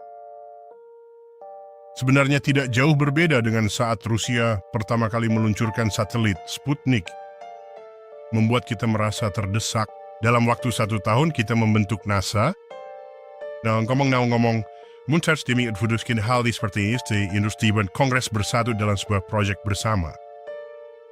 Apakah kamu ingat saat kita punya kesaksian para pelapor pelanggaran di Kongres? Kita punya anggota Partai Republik duduk berdampingan dengan anggota Demokrat, sama-sama mengajukan pertanyaan tentang alien. Jadi semua orang memperhatikan soal alien itu. Saya bilang, wow, Partai Republik dan Demokrat sepakat dalam suatu proses di Washington. Menurut saya itu fakta yang indah. Jadi, Apa motivasi kita pergi ke bulan? Apakah ada nilai ekonomi dari itu? tidak, ini soal geopolitik. Tiongkok bilang mereka akan pergi ke bulan, 50 tahun setelah kita ke bulan, tiba-tiba kita memutuskan ingin ke bulan lagi, mari kita jujur soal itu. Dan meskipun itu muncul di masa Trump, Biden masuk, kita tetap melanjutkan programnya. Biden bisa saja bilang, oh ini programnya Trump. Saya tidak mau melakukannya. Kamu tahu, dia bisa saja melakukan itu. Dan apa yang akan dikatakan orang? Tapi dia tidak melakukannya karena NASA adalah organisasi yang responsif secara geopolitik. Jadi, apa itu Tiongkok? Mereka mau duluan? Kenapa itu penting? Ya. Ego geopolitik. Cuma ego saja. Sama maksudku, kamu lihat sidang di Kongres, ya dengan kepala NASA saat mereka bertanya, kenapa Tiongkok mendarat di sisi jauh bulan? Apa yang mereka tahu di sana yang tidak kita ketahui? Oke? Inilah dorongan kompetitif yang kita miliki. Dan jangan menipu diri sendiri dengan berpikir bahwa kita pernah pergi ke bulan demi sains, baik dulu maupun sekarang. Bagaimana dengan sumber dayanya? Apakah ada sumber daya di sana? Kita keren bicaranya. NASA punya satu cabang khusus yang disebut Institute Resource Utilization, ISRU. Kamu pergi ke sana, kita pikir ada air di kutub selatan, jadi kamu pergi ambil airnya. Mungkin jika kamu punya printer 3D, kamu bisa mengambil misalnya silikat dari permukaan bulan, memasukkannya ke dalam printer, lalu membuat alat-alat. Apapun itu pasti menarik. Ada satu bidang eksplorasi luar angkasa yang memang fokus pada hal itu karena kamu tidak bisa membawa semuanya dari bumi. Apakah di bulan itu dingin atau panas? Itu Tergantung apakah kamu menghadap matahari atau tidak. Karena kita bilang, apakah begitu? Dingin biasanya yang kamu maksud adalah suhu udara di sekitarmu. Itu maksudmu. Pergi perbaiki termostat, ubah suhu udara. Di tempat yang tidak ada udara, suhu tubuhmu tergantung dari sumber energi atau ketiadaan sumber energi. Jadi kalau kamu menghadap matahari, sisi tubuhmu yang menghadap akan terbakar, sedangkan sisi lainnya akan membeku. Jadi yang benar-benar kita butuhkan adalah alat pemutar seperti rotisserie atau baju antariksa yang sangat terinsulasi. Apakah? Kamu pikir dalam masa hidupku kita akan jarak ke bulan itu 3 hari, kan? Ya. Jadi kamu bisa sampai ke sana lebih cepat, tapi energi minimum yang dibutuhkan tetap akan memakan waktu 3 hari. Itu bakal jadi wisata keren, kan? Tentu saja. Benar-benar. 3 hari. Aku akan menabung uang liburan selama bertahun-tahun untuk pergi ke bulan. Ya, benar-benar. Jika kamu bisa menurunkan harganya, jadikan bulan sebagai halaman belakang kita. Jadi yang ingin aku perjelas tadi, ketika kamu bilang ada alasan ekonomi untuk pergi ke bulan, itu tidak berlaku di awal. Sampai kamu membangun pangkalan, hotel, restoran, dan semacamnya di sana. Dan jika ada restoran, pasti akan ada makanan aneh yang mereka sajikan, kan? Seperti dalam gravitasi bulan. Aku Selalu bepergian. Aku membuat aturan dalam hidupku bahwa aku hanya akan bepergian dengan tas kabin. Masalahnya adalah tidak banyak ruang di dalamnya. Dan inilah solusinya. Namanya adalah Extra 1% Travel Pack. Dan aku bekerja sama dengan Exeter untuk membuat ini. Biasanya, aku cuma bisa bawa beberapa kaos hitam, jadi bingung pilih yang mana. Kira-kira berapa banyak yang bisa masuk ke sini? Mari kita coba 1, 2, 3, 4, 5, 6, 7, 8, 9, 10, 11, 12, 13, 14, 15, 16, 17, 18, 19, 20, 21, 22, 23, 24. Oke, jadi itu 24. Kaos hitam.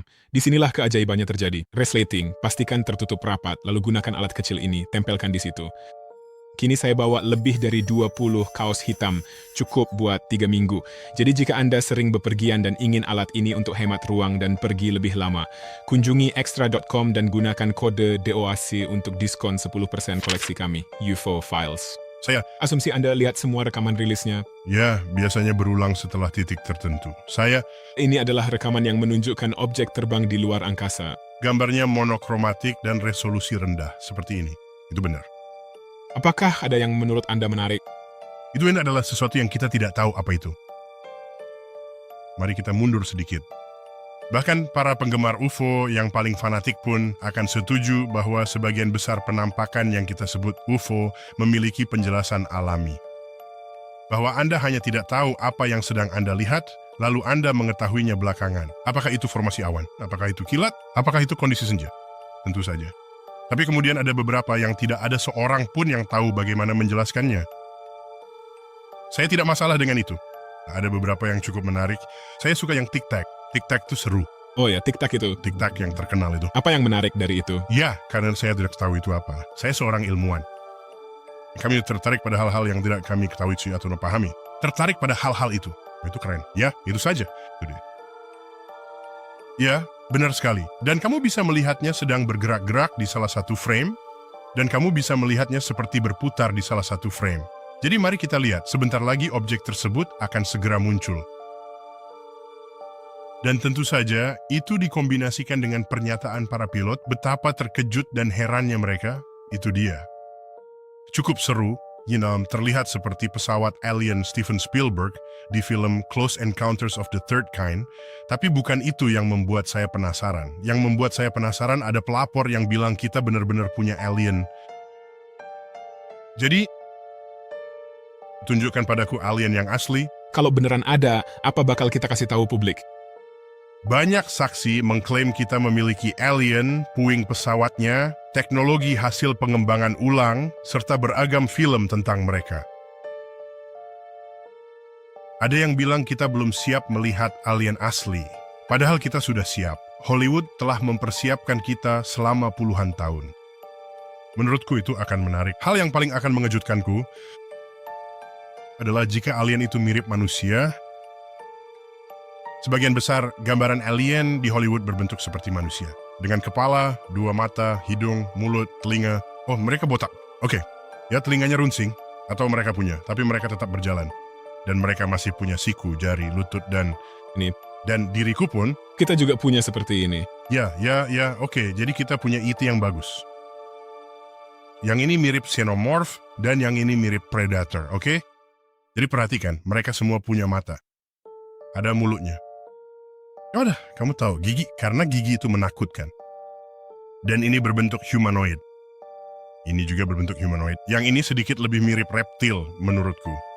Ini jelas vertebrata tapi punya ekor. Jadi ini adalah karakter humanoid. Aku akan sangat terkejut jika alien itu berbentuk humanoid. Apa yang kamu harapkan dari mereka melihat suasana di semesta ini? Berharap mereka bukan humanoid. Kebanyakan kehidupan di bumi bukan humanoid. Kita berbagi DNA dengan semua kehidupan, dan sebagian besar bukan manusia. Pohon ek, cacing, lobster, tak ada dari bentuk kehidupan itu yang berbentuk humanoid. Jadi di sini kita punya, omong-omong, xenomorph itu tidak membangun pesawat luar angkasa. Jadi jika makhluk ini datang ke bumi, itu karena kita yang membawanya ke sini, bukan karena dia terbang ke sini, oke? Berdasarkan perilakunya. Kelihatannya makhluk itu hanya ingin menjadi parasit. E.T. punya jari-jari dan kamu tahu dia terlihat seperti E.T. Bisa membangun pesawat luar angkasa. Dan ini hanyalah misi berburu bersama alien. Perhatikan bahwa jarak antara matanya bahkan sama dengan jarak mata kita. Jadi ini, ada seorang aktor di dalam kostum ini dan aktornya adalah manusia. Intinya memang seperti itu. Ya, foto-foto yang kamu punya di sini bagus. Oh, hey.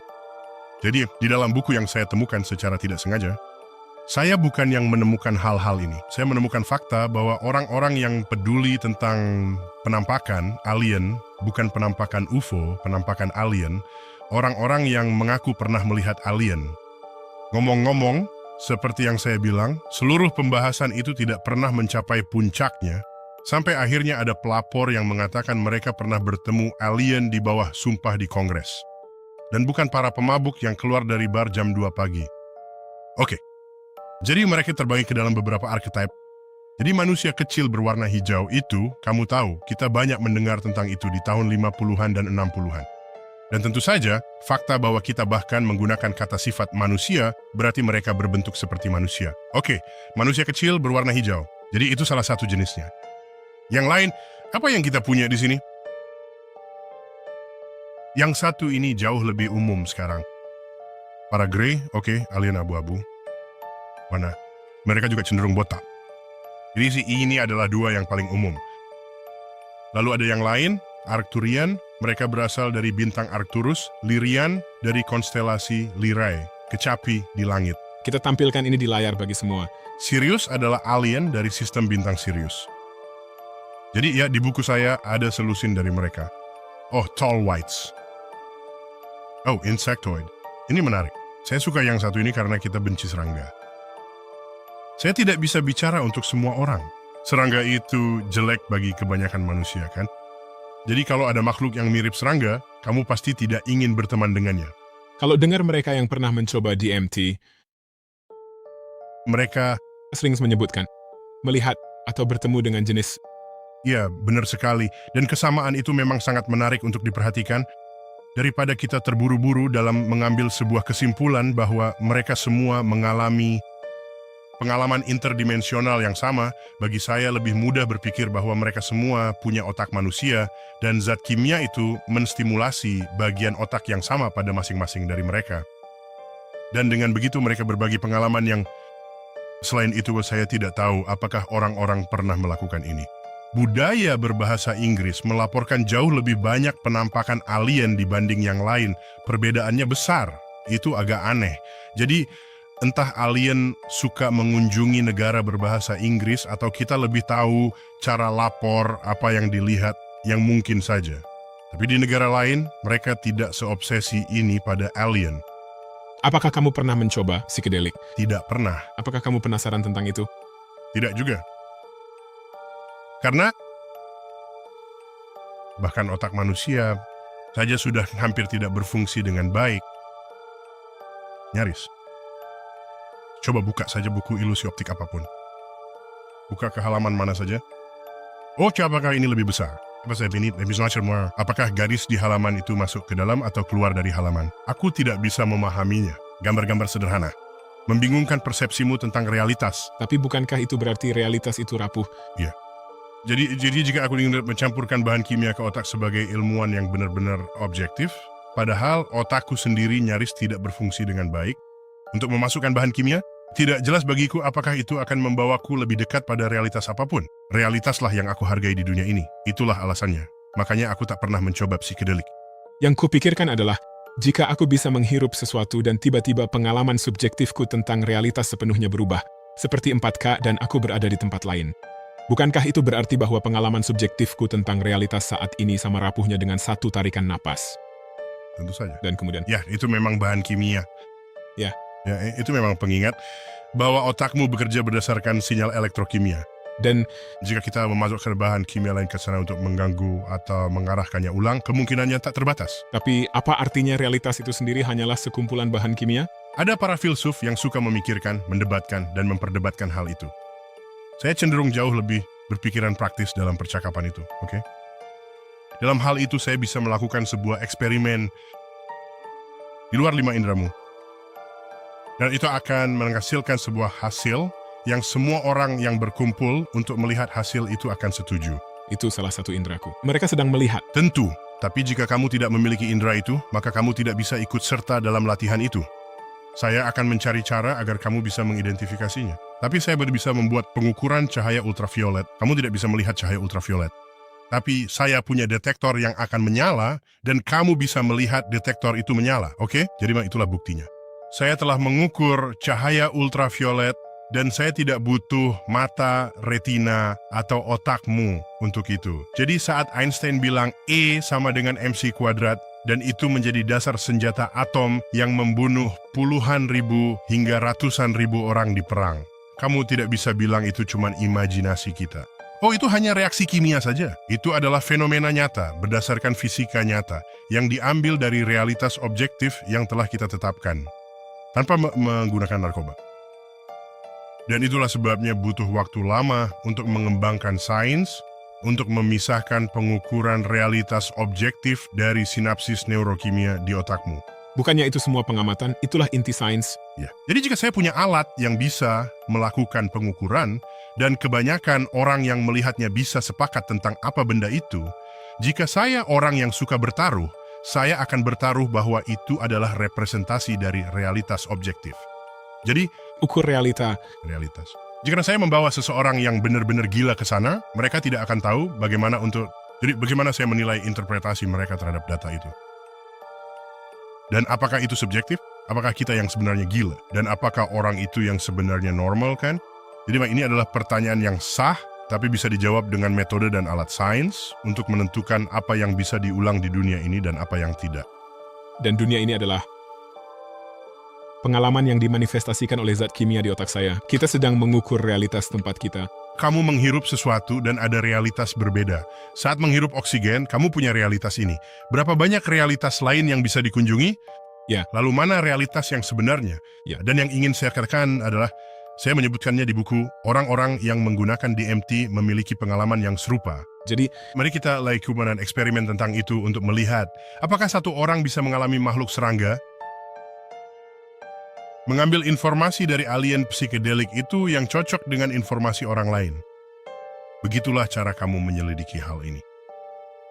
Kalau enggak, kamu bilang, oh ini nyata, lalu kita akan memulai agama baru. Saya bisa katakan dengan jujur, seandainya ada suatu jenis obat yang jika kamu konsumsi dengan cara apapun, bisa membuat saya lebih dekat dengan realitas objektif, maka saya pasti akan melakukannya. realitas objektif. Ya. Seperti yang saya bilang, otak ini saja hampir tidak berfungsi. Sekarang, apakah ada realitas objektif yang lebih baik? Nah, itulah kenapa kita punya sains. Saya punya alat yang bisa mengukur inframerah dan ultraviolet, serta sinar X dan sinar gamma, juga anomali magnetik dan arus listrik. Dan saya bisa mengukur semua hal ini. Dan otakmu tidak relevan terhadap pengukuran-pengukuran itu. Seorang fisikawan pernah berkata bahwa kita hanya melihat apa yang perlu dilihat untuk bertahan hidup, seperti saat kamu melihat kelelawar, spesies lain, atau anjing. Secara evolusi. Teorinya, bisa saja ada roh di ruangan ini sekarang, tapi karena tak pengaruhi hidup saya tak perlu melihatnya. Saya tidak perlu indera tambahan untuk mengetahui bahwa mereka ada di sini. Itulah kenapa sains punya puluhan indera. Kita telah melampaui fisiologi manusia dalam ilmu pengetahuan. Jadi itulah sebabnya, saya tidak perlu membahas tentang realitas saya dibandingkan realitas alternatif lain dan mana yang nyata. Itulah alasan sains ada.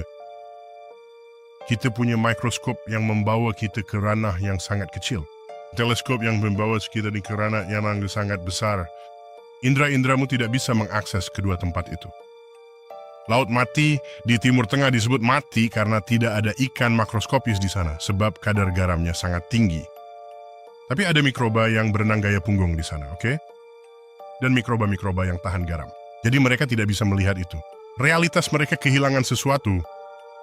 Ya, realitasmu pasti akan mengabaikan berbagai macam hal-hal kecil yang tidak secara evolusioner membahayakan kesehatanmu. Tapi sains telah mengubah hal itu selamanya. Terimalah itu, saya... Tadi mau bilang, ya, maksudnya saya banyak hal didasarkan pada kamu tahu mempercayai pengalaman yang bisa diamati. Dan Tidak perlu khawatir, kita punya alat. Makanya saat melihat ke langit dan bertanya itu apa, saya bisa langsung memakai peralatan. Wah, itu drone, dan saya bisa melihatnya lebih jelas, beresolusi tinggi, lebih terang. Apa itu? Saya benar-benar tidak tahu apa itu di garis cakrawala. Oh, itu seekor beruang yang merayap di sisi benda besar itu, bukan alien. Kamu menggunakan alat-alat khusus untuk memperluas fungsi indramu. dan ini adalah alat-alat observasi. Selain itu, ada alat lain untuk menguji sesuatu tanpa pengamatan langsung. Kamu bisa melihat efek yang ditimbulkan pada sesuatu yang lain, misalnya. Jika zat kimia mendasari seluruh pengalaman ini, seperti apa yang saya rasa, sentuh, dan cium, mungkinkah sebenarnya... Sebenarnya lebih dari sekadar beberapa, tapi maksudmu benar.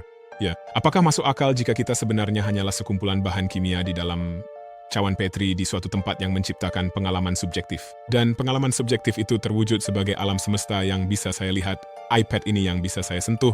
Padahal sebenarnya kita hanyalah reaksi kimia dalam cawan Petri yang dibuat oleh alien karena bahan kimia merupakan seluruh pengalaman subjektif saya. Sangat mungkin bahwa kita hanyalah sebuah simulasi. Ya, mungkin kita memang cuma simulasi, saya sudah yakin. Berdasarkan apa yang baru saja kamu katakan, jika kita memang harus berada di dalam cawan Petri, kemungkinan besar kita ini disimulasikan oleh seorang anak alien ingusan di ruang bawah tanah orang tuanya. Itu simulasi biologis gambaran saya. Ya benar. Jadi ini seperti yang saya katakan sebelumnya, hukum fisika itu berbeda pada skala yang berbeda. Kamu tidak bisa begitu saja menaruh kita di cawan Petri dan mengharapkan kita berperilaku layaknya bahan kimia atau mikroorganisme seperti bakteri di dalamnya. Cawan Petri itu ukurannya ideal untuk bakteri, bukan untuk kita di dalam cawan Petri yang lebih besar. Tidak. Kita berinteraksi dengan lingkungan kita secara berbeda dibandingkan mikroba. Dalam sebuah gambar, kamu tidak bisa begitu saja memperbesarnya semaumu. Itu akan membuat segalanya lebih mudah seperti boneka Matryoshka yang bersarang. Apakah Kamu percaya kita sedang berada di dalam simulasi? Apa itu masuk akal? aku tidak ingin mempercayainya? Kamu Tidak ingin. mempercayainya? Aku agak merengek soal itu. Kenapa? Tidak ada yang ingin menjadi simulasi. Argumen terbaikku bahwa kita bukan simulasi, atau lebih tepatnya, cara terbaikku untuk meningkatkan kemungkinan bahwa kita bukan simulasi adalah dengan mengingatkanmu bagaimana argumen simulasi itu bekerja. Kamu punya sebuah alam semesta, lalu mereka memiliki komputer yang sangat kuat. Mereka mensimulasikan sebuah dunia di dalam komputer itu, dan makhluk hidup di dunia tersebut percaya bahwa mereka memiliki kehendak bebas. Jadi di sanalah mereka, ini seperti video game kan? Lalu mereka berkata, aku bosan, aku akan membuat komputer. Jadi mereka menciptakan komputer. Dan kemudian mereka membuat video game di dalam komputer mereka, dan akhirnya video game terus berlanjut ke bawah tanpa henti. Oke? Jadi kalau aku tutup mata dan melempar anak panah, alam semesta mana yang paling mungkin kena? Yang pertama atau 999 bajiliun setelahnya? Kemungkinan besar salah satu yang diciptakan yang sangat mendukung argumen bahwa kita hidup dalam sebuah simulasi. Namun, satu-satunya alam semesta yang bisa menciptakan dunia lain adalah yang memiliki kemampuan untuk menciptakan dunia lain. Oke, jadi masing-masing dari mereka dalam urutan ini memiliki kekuatan komputasi untuk menciptakan seluruh dunia lain. Itulah mengapa urutannya terus berlanjut. Kita manusia di bumi belum memiliki kekuatan untuk menciptakan seluruh alam semesta lain, lengkap dengan orang-orang di dalamnya yang memiliki apa yang mereka yakini sebagai kehendak bebas. Kita belum punya kekuatan itu. Karena itulah, kita bukan salah satu dari urutan tersebut karena semua di sana memiliki kekuatan untuk menciptakan alam semesta lain dan mereka pun melakukannya. Kita saat ini belum memiliki kerusakan itu, Mas. Hal ini berarti bahwa kita adalah alam semesta pertama dalam urutan itu. Ataupun peradaban terakhir yang belum mencapai kekuatan simulasi. Jadi, kita beralih dari kemungkinan 1:100 bajilion bahwa kita adalah bagian dari itu, menjadi mungkin 1:2. Dan saya suka peluang itu.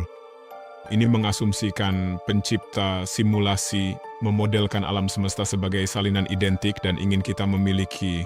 Tidak, mereka bisa buat alam semesta apapun. Terserah saja, bukan salinan persis. Alam semesta ini ada planet, bintang, dan manusia di dalamnya. Yang lain bisa saja hanya berisi karakter Mario. Saya pernah dengar Elon Musk bilang bahwa kita hidup dalam simulasi yang menurut saya menarik. Dia beralasan ada 3 kemungkinan opsi, dan umat manusia justru menghancurkan diri sendiri sebelum mencapai kemajuan teknologi ini. Entah ini adalah simulasi atau ini adalah realitas dasar. Itulah 3 kemungkinan hasil yang masuk akal. Dan seseorang akan berkata, realitas dasar itu mustahil. Kenapa? Itu mustahil. Ukuran? Skala semesta serta laju perkembangan kita. Dari awalnya kecepatan manusia gua hingga kini mampu menciptakan model bahasa besar dengan kecerdasan luar biasa dan simulasi VR. Kosmos yang mengajarkan ini padaku. Ini seperti begini. Sebenarnya, kenyataannya tidak seperti itu. Tidak seperti yang Anda bayangkan. Boleh aku jelaskan alasannya? Tentu. Oke. Jadi ini hanyalah pertumbuhan eksponensial. Nah, itu dia orangnya. Singkatnya begini saja. Jadi jika kamu memplot populasi bumi, merupakan hal yang sangat umum untuk menemukan kurva eksponensial, apakah kamu mengerti? Jadi kamu punya grafik dan kamu punya waktu. Jika kamu melihat ke belakang, garisnya hampir datar, lalu tiba-tiba naik tajam. Inilah hal yang sedang kamu bicarakan. Itu terjadi seperti ini. Itulah grafik eksponensial pada grafik linear. Oke? Inilah sebenarnya hal yang dimiliki semua kurva eksponensial. Jika kamu memotongnya di suatu titik di sini misalnya, bergerak mundur 20 tahun, 30 tahun, 50 tahun, lalu memplot ulang, grafiknya akan tetap seperti ini. Mundur lagi, plot ulang, hasilnya akan seperti ini. Ya. Semua yang hidup dalam kurva eksponensial merasa hidup di masa istimewa. Ya. Mereka berpikir bahwa semua penemuan terbesar dan terpenting terjadi baru-baru ini. Ya, benar, tapi itu berlaku bagi semua orang di kurva eksponensial. Saat kita menemukan mobil, tak ada yang bilang, lihat betapa tertinggalnya kita. Mereka bilang, lihat betapa majunya kita. Sekarang kita punya mobil dan rel kereta api yang melintasi wilayah. Tanah-tanah dan kita punya kapal uap yang menyeberangi lautan. Lihat betapa majunya kita. Lihatlah kemajuan kita dekade terakhir. Jika kamu membayangkan tingkat kemajuan apapun dengan laju kita saat ini, kita akan sampai pada titik di masa depan di mana kita bisa menciptakan simulasi. Ya, Itu wajar saja. Ya, Kita akan sampai ke sana. Tapi kita belum sampai di sana. Karena itu, kita bukan bagian dari alam semesta tengah ini. Tapi jika kamu ratusan atau ribuan tahun pun, akhirnya kita akan sampai di sana. Lalu jika kamu gabungkan itu dengan ucapanmu tentang 100 miliar galaksi dengan masing-masing 100 miliar bintang, sangat mungkin bahwa kita bukan yang terdepan. Jika kita bukan yang tercepat dalam perlombaan itu, berarti secara teori ada pihak lain yang sampai lebih dulu. Maka, bisa jadi kita hanyalah simulasi mereka. Ya, tentu saja. Ya, dan Itu terdengar lebih statistik. Tidak, maksudku, ya kita bisa saja menjadi simulasi mereka. Tapi kita belum bisa mensimulasikan siapapun di dunia kita sendiri. Ya, belum. Itulah alasannya. Kita entah menjadi yang terakhir dalam daftar itu, yang diciptakan oleh peradaban lain, yang belum bisa menciptakan peradaban berikutnya, atau kita adalah yang pertama yang otentik. Itu, Bisa seperti pohon. Ada yang buat 1, ada yang 500, dan orang ini buat 300. jadi saya mengambil model garis lurus saja. Ya, bisa saja modelnya bercabang sepenuhnya. Ya. Tentu, Nen. Yang saya maksud hanyalah, kita sama sekali tidak berada di tengah-tengah itu. Kita harus berada di ujung karena kita belum bisa membuat alam semesta lain. Nah, itu sangat mengurangi total alam semesta yang bisa terkena anak panahmu saat dilempar ke dinding. Kamu entah jadi alam semesta pertama atau terakhir. Dan aku membuatnya seperti garis, tapi bisa jadi yang terakhir dari salah satu ini. Mungkin sisa pohon, seperti pohon keluarga. Tidak masalah. Jadi berapa banyak yang menjadi yang terakhir? 500? 1000? Apapun itu ada tak terhitung banyaknya yang datang sebelum kita hingga sampai ke titik itu. Kita bisa memiliki simulasi sepupu. Yang terus berjalan. Itu tampaknya lebih mungkin jika dilihat dari keseimbangan. Aku tidak bisa memikirkan argumen tunggal. Yang lebih meyakinkan bahwa jika manusia pada akhirnya mencapai kemajuan teknologi sehingga mereka bisa menciptakan simulasi mereka sendiri, maka masuk akal bahwa di alam semesta yang begitu luas, kehidupan cerdas lain sudah sampai ke sana lebih dulu. Kau setuju ada kehidupan cerdas di alam semesta? Rasanya arogan jika menganggap kita yang tercanggih di semesta. Benar, tidak ada yang seharusnya berpikir seperti itu, Jadi ini cuma simulasi. kecuali kita bukan. Simulasi itu dan kita adalah alam semesta asli yang belum memulai semuanya. Dan bisakah kamu membayangkan peluangnya? Berapa peluangnya? Inilah maksudku. Cara paling sederhana adalah melihat dalam garis lurus, dalam contoh garis lurus yang bisa kita uraikan sebentar lagi. Kita ini entah alam semesta awal yang belum tahu cara membuat alam semesta. Ya. Atau kita yang terakhir dalam garis itu, yang belum berevolusi untuk mampu membuat alam semesta karena itu tidak terjadi secara instan. Mereka harus menciptakan komputer dan punya kehendak bebas. Mereka melakukan hal sendiri. Sebanyak apapun alam semesta di antaranya, itu berasal dari kemungkinan-kemungkinan itu. Kita bisa itu memiliki peluang 1:2 bahwa kita nyata. 1:2. Kita adalah yang asli atau kita yang ini, yang disimulasikan. Itu peluang 1:2. Sekarang ada cabang-cabangnya. Baiklah, aku tidak ada masalah dengan cabang-cabang itu. Masing-masing menciptakan 10 alam semesta. Baiklah, kamu punya cabang. Mungkin kita yang terakhir di sebuah cabang atau kita yang pertama memulai segalanya. Ini adalah gambar saya tentang bagaimana bentuknya nanti. Jadi kita bisa saja memilih yang itu atau mengapa hal itu tidak masuk akal. Ini semacam seperti sebuah pohon keluarga. Beberapa dari mereka punya anak dan beberapa lainnya. Jadi dalam hal ini, hanya satu saja dari mereka yang berevolusi untuk membentuk alam semesta lain. Ini melakukannya di sini, tapi yang ini juga begitu. Benar, itu satu-satunya di generasi itu Yang membuat alam semesta lain, benar? dan yang di atas sini. 8 dari 10 menciptakan segalanya, 1 menciptakan semesta lain, kini 2 di antaranya menciptakan semesta lain. Ya. Oke, tidak masalah. Oke, jadi sekarang, Dan salah satu dari mereka juga membuat alam semesta lain. oke, benar. Jadi kamu terus melakukan itu. Jika kita masih di awal permainan, Ya. maka kita bisa jadi salah satu dari mereka yang ada di ujung garis. Itu benar. Oke, kita bisa jadi salah satu dari mereka. Kita terus melaju. Tapi jika yang lain menciptakan lebih banyak alam semesta, kita tahu kita bukan mereka karena kita belum mampu. Jadi dalam contoh baris teratasmu, jika salah satu dari mereka terus tidak bisa membuat alam semesta lain dan yang lainnya bisa, sekali lagi, dalam kasus itu, peluang kita adalah 1 dari 3 bahwa kita nyata, bahwa kita adalah alam semesta awal. Karena ada 2 tempat lain yang belum membuat gambar lain yang bisa kamu gambar. Semua yang lain membuat alam semesta baru, tapi 2 tidak. Dalam skenario simulasi, kamu bisa melakukan itu, tapi itu bukan yang sedang dipikirkan orang. Mereka pikir ini alam semesta simulasi bertingkat. Kamu baru saja menggambar serangkaian alam semesta yang tak mensimulasi alam semesta lain. Jadi Itu tidak tumbuh dengan begitu subur dalam alam semesta simulasi. mungkin ini multiverse tak hingga atau Big Bang saat satu alam semesta menciptakan alam semesta berikutnya. Itulah multiverse yang menciptakan alam semesta. Mungkin begitu.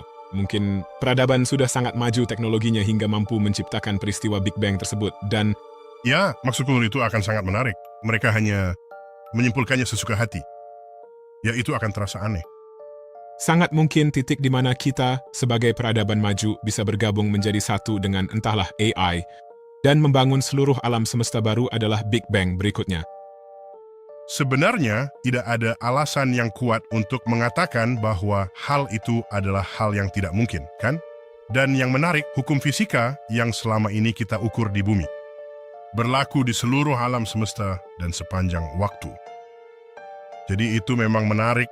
Mungkin itu hanyalah aturan para pemrogram untuk alam semesta yang baru saja mereka ciptakan. Jadi aku tidak punya cara untuk keluar dari argumen itu.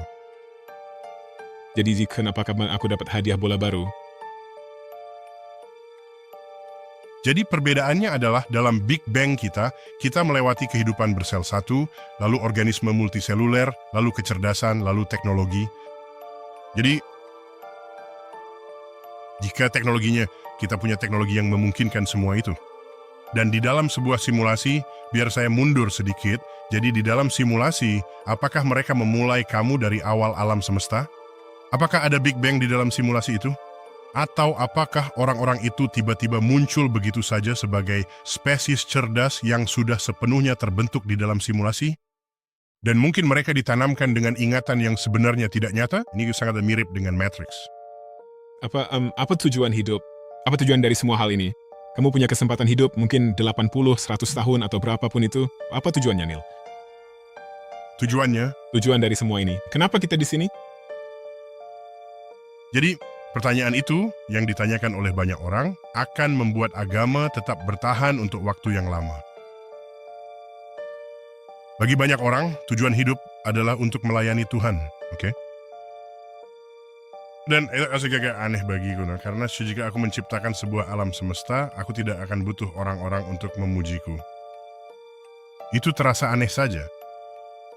Aku akan langsung menciptakannya dan bersenang-senang. Kamu tahu, biarkan aku mengerjakan alam semesta berikutnya sekarang. Secara pribadi, aku tidak akan merasakan kebutuhan itu. Jadi aneh rasanya jika entitas yang maha kuasa dan maha tahu justru menginginkan penyerahan dan ketaatanmu. Dan sejujurnya hal itu, aku tidak pernah benar-benar bisa mencerna ide yang rumit tersebut secara sepenuhnya. Namun demikian sebenarnya yang kamu tanyakan adalah makna dalam hidup. Apa itu makna? Aku mendapatkan makna dari hidup. Aku menciptakan makna dari hidup. Saat aku bilang aku mendapatkannya, maksudku aku menciptakan makna dalam hidup. Tak cari makna, begitu juga orang-orang. Apakah itu di bawah batu, di balik pohon? Aku masih mencari makna hidup. Kamu sadar bahwa kamu punya kekuatan untuk menciptakan makna? Ciptakan makna. Kita semua punya kekuatan untuk itu. Tambahkan ke makna yang kamu cari. Tapi saat ini juga, kamu bisa menciptakan makna.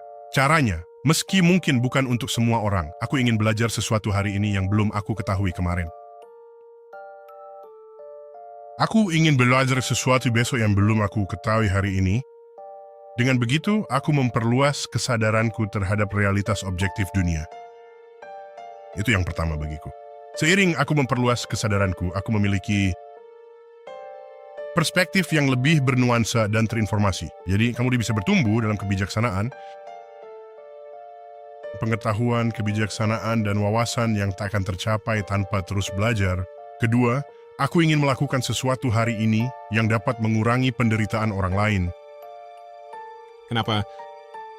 Karena jika aku punya kekuatan untuk membuat dunia menjadi tempat yang lebih baik bagiku, setelah aku hidup di dalamnya, aku menghargai itu. Saya menghargai kebahagiaan karena sepertinya orang-orang memang suka merasa bahagia. Kecuali jika kamu menderita depresi klinis. Kebahagiaan adalah sesuatu yang aku hargai sepanjang hidupku. Itu membawa kegembiraan dalam menjalani hidup dan segalanya. Jadi begitulah cara aku memikirkannya. Dan ini dibahas di podcastku. Humor adalah elemen penting dalam podcast tersebut.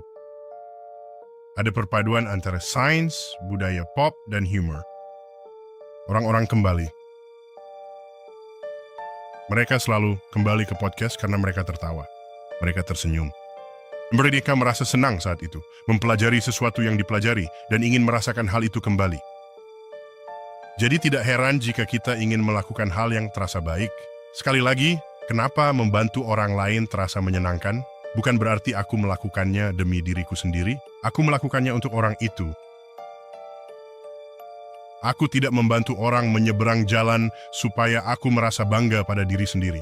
Aku membantu mereka supaya mereka senang karena bisa sampai di seberang jalan. Lalu buatmu merasa senang juga. Ya, kecuali aku tidak ingin terlalu berdebat soal kata-kata. Ada hal-hal yang bisa aku lakukan, yang membuatku merasa baik tapi tidak kulakukan karena itu tidak menyebarkan kebaikan. Aku mampu hidup dalam perasaanku sendiri, ini terasa menyenangkan. Tapi ketika kamu menyebarkannya, orang lain bisa ikut merasakan emosimu. Jadi, aku tidak benar-benar melakukan itu. Hanya demi kepentingan diriku sendiri saja. Aku melakukannya karena aku pikir kita harus menyebarkan lebih banyak kebahagiaan di dunia. Ini salah satu caranya. Sekali lagi, ini bukan tentang dirimu. Benar? Ini. Aku membantumu. Kamu bilang, Sat, terima kasih, aku sangat butuh itu. Suatu hari nanti aku akan membalasnya. Aku akan bilang, tidak. Teruskan ke orang lain, lakukan kebaikan itu untuk orang lain. Idealnya untuk orang asing, oke? Orang asing yang bahkan tidak akan pernah mengingat namamu. Lakukan itu untuk mereka. Dan tahu apa yang akan terjadi? Kebaikan itu. Dan ketika kamu bilang untuk meneruskannya, kebaikan itu akan menyebar ke seluruh masyarakat, lintas budaya, lintas peradaban, tanpa pernah ditutup kembali.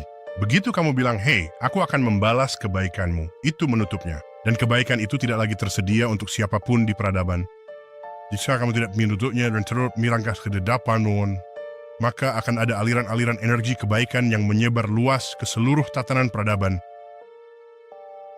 Dan semua orang akan mendapatkan manfaatnya. Neil, tradisi kami.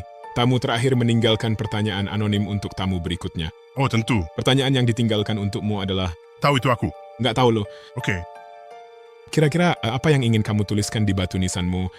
Jika kami yang menuliskan pesannya, Izinkan saya menjawab pertanyaan itu dengan mengatakan bahwa sebenarnya saya tidak menginginkan dan saya juga tidak membutuhkan hal apapun yang hanya bertujuan untuk mengenang kembali seluruh perjalanan hidup saya di dunia ini. Karena sebagai seorang pendidik, ini bukan tentang hidup saya. Ini tentang kehidupan orang-orang yang telah saya sentuh. Ini tentang kehidupan mereka, bukan tentang hidup saya. Tidak perlu patung, tidak perlu plakat, tidak perlu apapun. Saya tidak butuh itu. Bukan itu yang saya cari. Pernah ada fotografer mendatangi saya dan bilang, saya fotografer fashion dan memotret banyak orang terkenal. Mau ikut bergabung? Tidak, itu bukan untuk saya. Saya tidak perlu kamu melihat foto saya di sebuah buku. Yang saya inginkan adalah kamu membuka buku yang saya tulis dan membaca apa yang saya tulis di dalamnya. Dan ketika kamu membacanya, kamu akan belajar dari situ. Kamu akan tercerahkan karena sebagai seorang pendidik, ini tentang kamu, bukan tentang pendidiknya.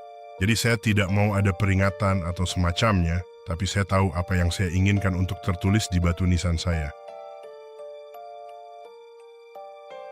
Ada kutipan lengkapnya yang akan saya mulai, tapi bagian akhir kutipan itu yang cocok untuk batu nisan. Itu dari Horace Mann, seorang pendidik Amerika pada awal abad ke-19. Dia adalah seorang rektor universitas. Ada sekolah yang dinamai menurut namanya Horace Mann School, seorang pendidik. Dalam salah satu pidato perpisahan yang menyentuh di sebuah universitas, beliau berkata, "Aku mohon agar kalian simpan baik-baik dalam hati kalian kata-kata perpisahanku ini. Malulah untuk mati, sampai kamu telah meraih suatu kemenangan untuk kemanusiaan." Itu yang ingin saya tulis di batu nisan saya. malulah untuk mati sampai kamu telah meraih. Suatu kemenangan untuk kemanusiaan. Dan sebagai seorang tenaga pendidik, itulah tujuan utama yang ingin saya wujudkan. Kemanusiaan menjadi lebih baik karena saya pernah ada di dunia ini. Itulah tujuan saya.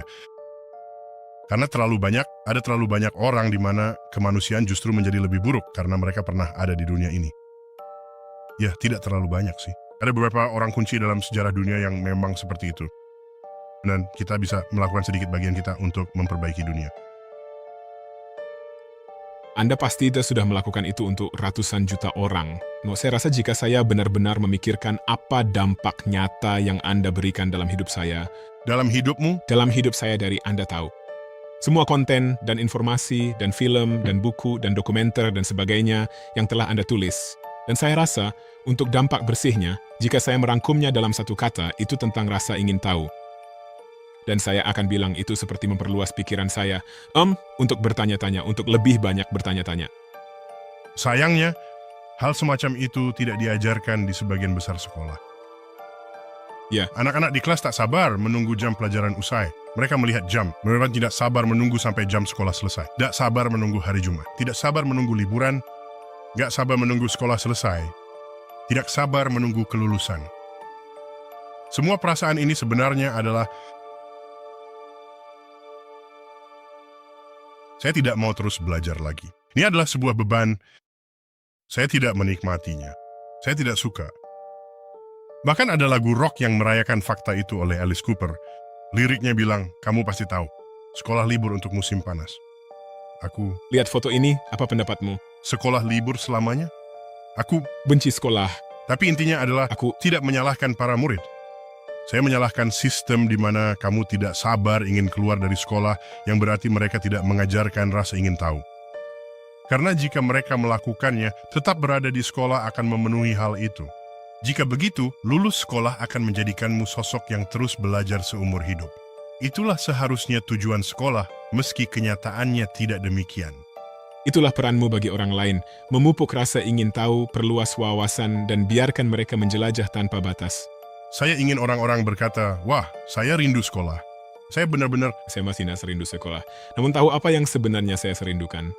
Kita harus membedakan antara sekolah dan pendidikan atau sekolah dan pembelajaran. Sering keliru dianggap sama. ya karena sekolah punya reputasi yang buruk, reputasinya memang buruk. Seharusnya itu tempat untuk memuaskan rasa ingin tahu serta memicunya.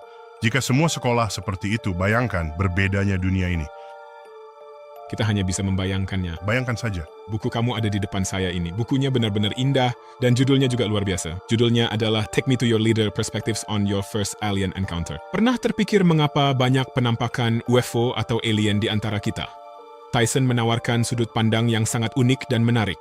Take Me to Your Leader adalah eksplorasi tentang pengalaman yang mungkin paling luar biasa dalam hidupmu. Buku ini untuk siapa saja yang pernah bertanya-tanya, seperti kita semua sekarang, apakah kita sendirian? Terima kasih banyak. Saya akan menautkan buku ini di bawah. Siapapun yang tertarik dengan topik alien dan ingin bertanya-tanya serta bersenang-senang. Dan jika saya boleh memberikan contoh favorit saya dari buku ini di bab Alien to Us. Ada bab Alien to Us dan Alien to Them, seluruh bab kan? Seperti hal-hal kecil seperti, misalnya, kamu berteman dengan alien, lalu kamu berkata, maaf, aku harus berbaring secara horizontal dan masuk ke keadaan setengah koma selama sepertiga rotasi bumi. Mereka akan melihatmu dan berkata, apa? Wah, kalian tidak tidur? Tidur itu apa? Maksudku bisa saja begitu. Bersiaplah bahwa hal-hal yang kita anggap biasa saja mungkin tidak jelas bagi alien. Dan satu lagi, jika alien itu punya semacam anggota tubuh, kan? Jangan langsung meraihnya dan mengguncangnya. Kamu tidak tahu itu bagian apa dari tubuh alien itu. Dan mungkin kamu tidak ingin mengetahuinya setelah kamu mengguncangnya dan berjabat tangan saja bahkan tidak berlaku di seluruh bumi. Di Asia, berjabat tangan tidak seumum di Barat. Jadi jangan menganggap kebiasaanmu sendiri. Salah satu pelajaran terbesarnya adalah jangan mengambil asumsi sendiri lalu menerapkannya pada alien. Dan di bab alien bagi mereka itu bab yang singkat. Lalu kita bisa menutupnya. Bayangkan saja mereka mendarat di Los Angeles, oke? Dan mereka ada di median jalan tol 405 sambil melihat-lihat sekeliling. Saya yakin mereka akan menyimpulkan bahwa bentuk kehidupan dominan di bumi adalah mobil. Karena di sana mobil-mobil itu hanya melakukan berbagai hal. Lalu mereka melihat truk pengangkut mobil lewat dan mereka berkata yang itu sedang hamil. Mereka Akan melihat mobil Zopir di dalamnya. Jika terjadi kecelakaan, mobil-mobil lain akan datang untuk membawanya pergi dan memperbaikinya. Mobil-mobil ini pergi ke restoran cepat saji dan orang-orang tidak keluar dari mobil untuk masuk ke dalam. Mereka tetap di mobil menunggu antrian yang bergerak lambat demi makanan lantatur lalu memakannya di dalam mobil itu. Jadi alien akan beranggapan bahwa mobil adalah bentuk kehidupan dan makhluk lembek di dalamnya adalah bagian tengah yang lunak dari makhluk tersebut. Apa yang coba dilakukan buku ini adalah mengubah semua asumsi Anda tentang apa yang akan dipikirkan alien tentang kita dan tentang apa yang akan kita pikirkan tentang alien. Dan saya mencoba bersenang-senang saja melakukannya. Jadi itu saja. Terima kasih sudah membahasnya. Terima kasih, Neil. YouTube sih punya algoritma baru yang canggih, yang tahu persis tontonan Anda selanjutnya lewat AI dan perilaku Anda. Dan algoritmanya mengatakan bahwa video ini adalah video yang paling cocok untuk Anda. Setiap penonton dapat rekomendasi berbeda. Coba tonton video ini dan pasti Anda akan menyukainya.